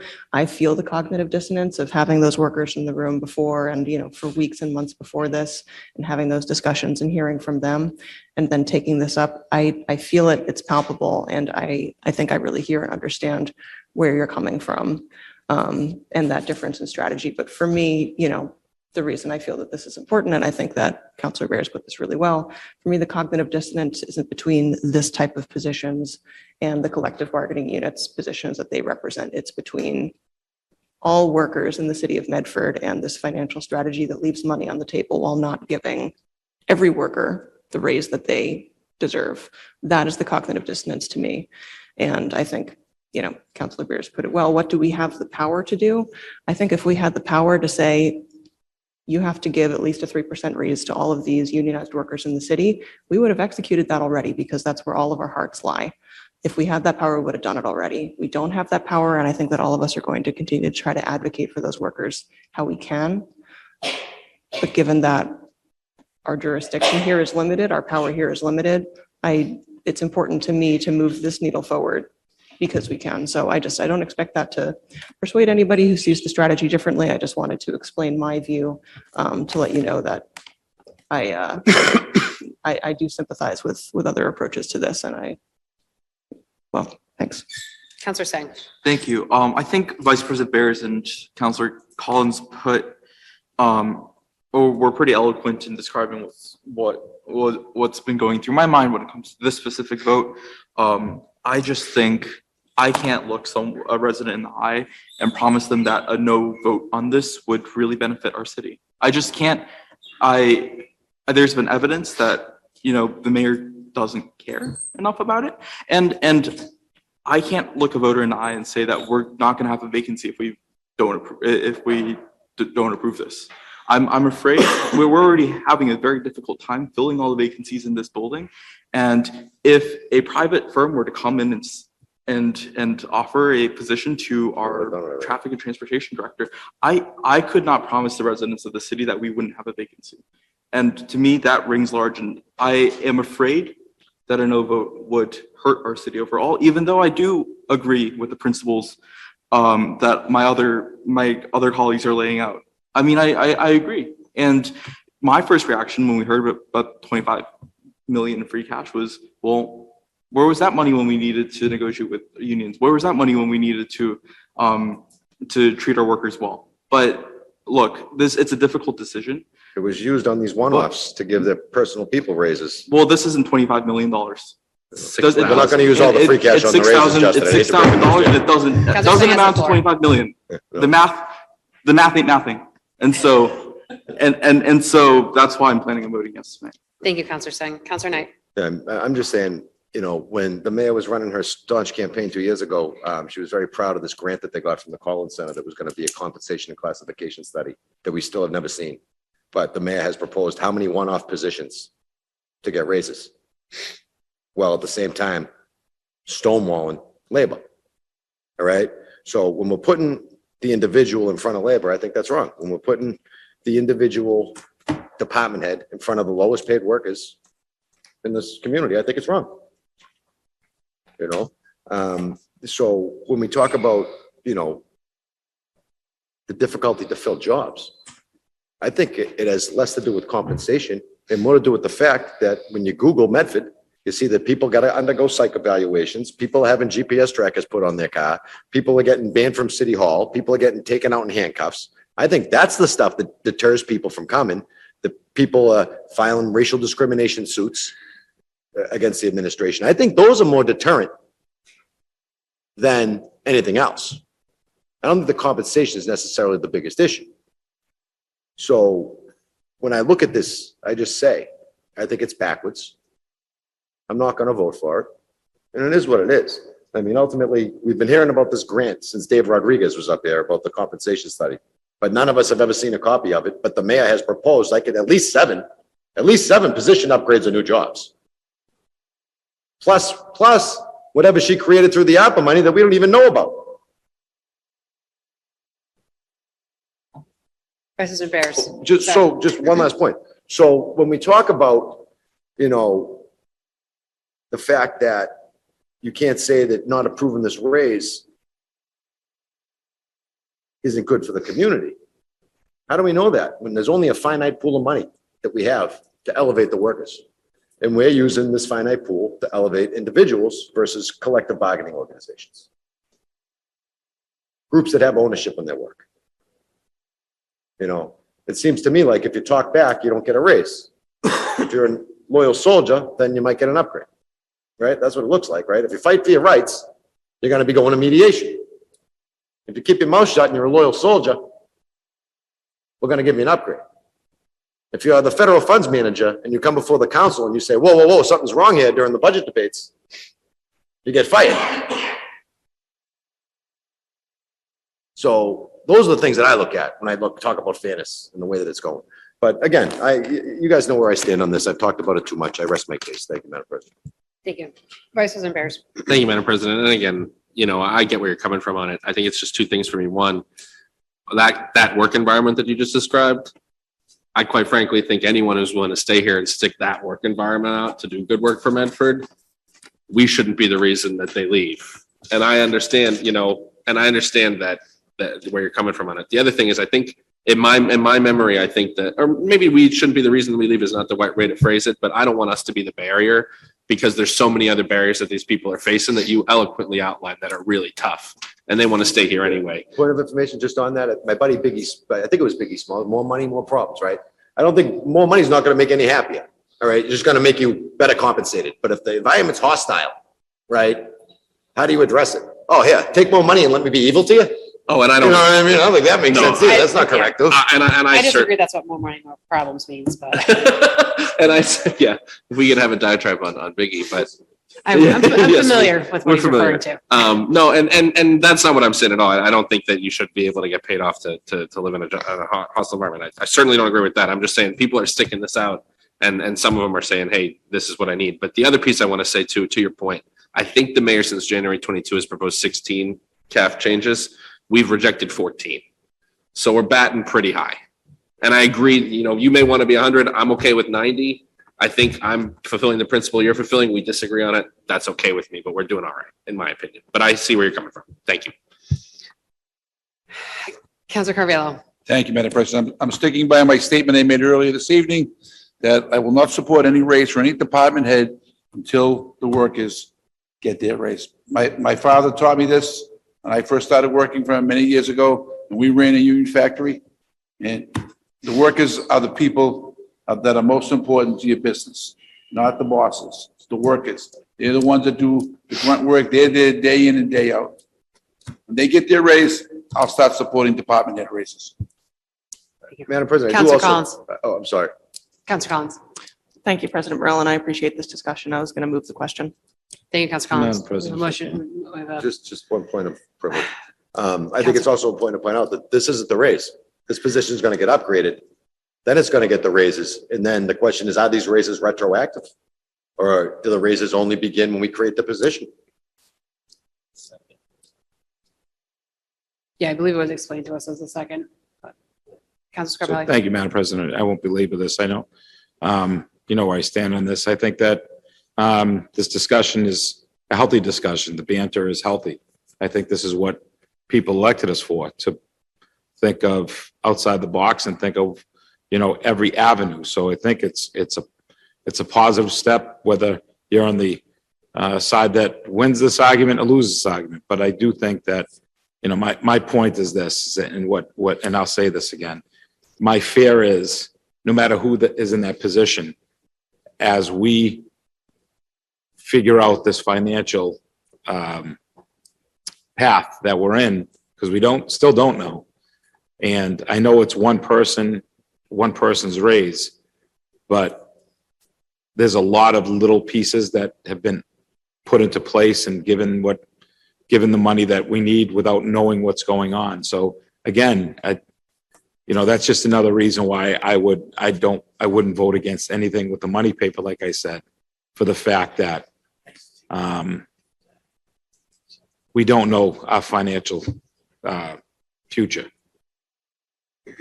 We appreciate the finance director presenting what he did, but that's not, you're right. It's not the complete piece, and that's what I'm nervous about. And again, thank you for the time. Thank you. So on the motion of Vice President Bears as seconded by Councilor Sang to approve for a third reading. Mr. Clerk, please call the roll. Vice President Bears. Yes. Counselor Carviallo. Counselor Collins. Yes. Counselor Knight. Counselor Scarpelli. No. Counselor Singh. President Morrell. Yes, 4 in the affirmative, 3 in the negative. The motion passes approved for third reading. That's it. On the motion, Counselor Scarpelli to adjourn, seconded by Counselor Singh. All those in favor? All those opposed? Motion passes. Meeting adjourned.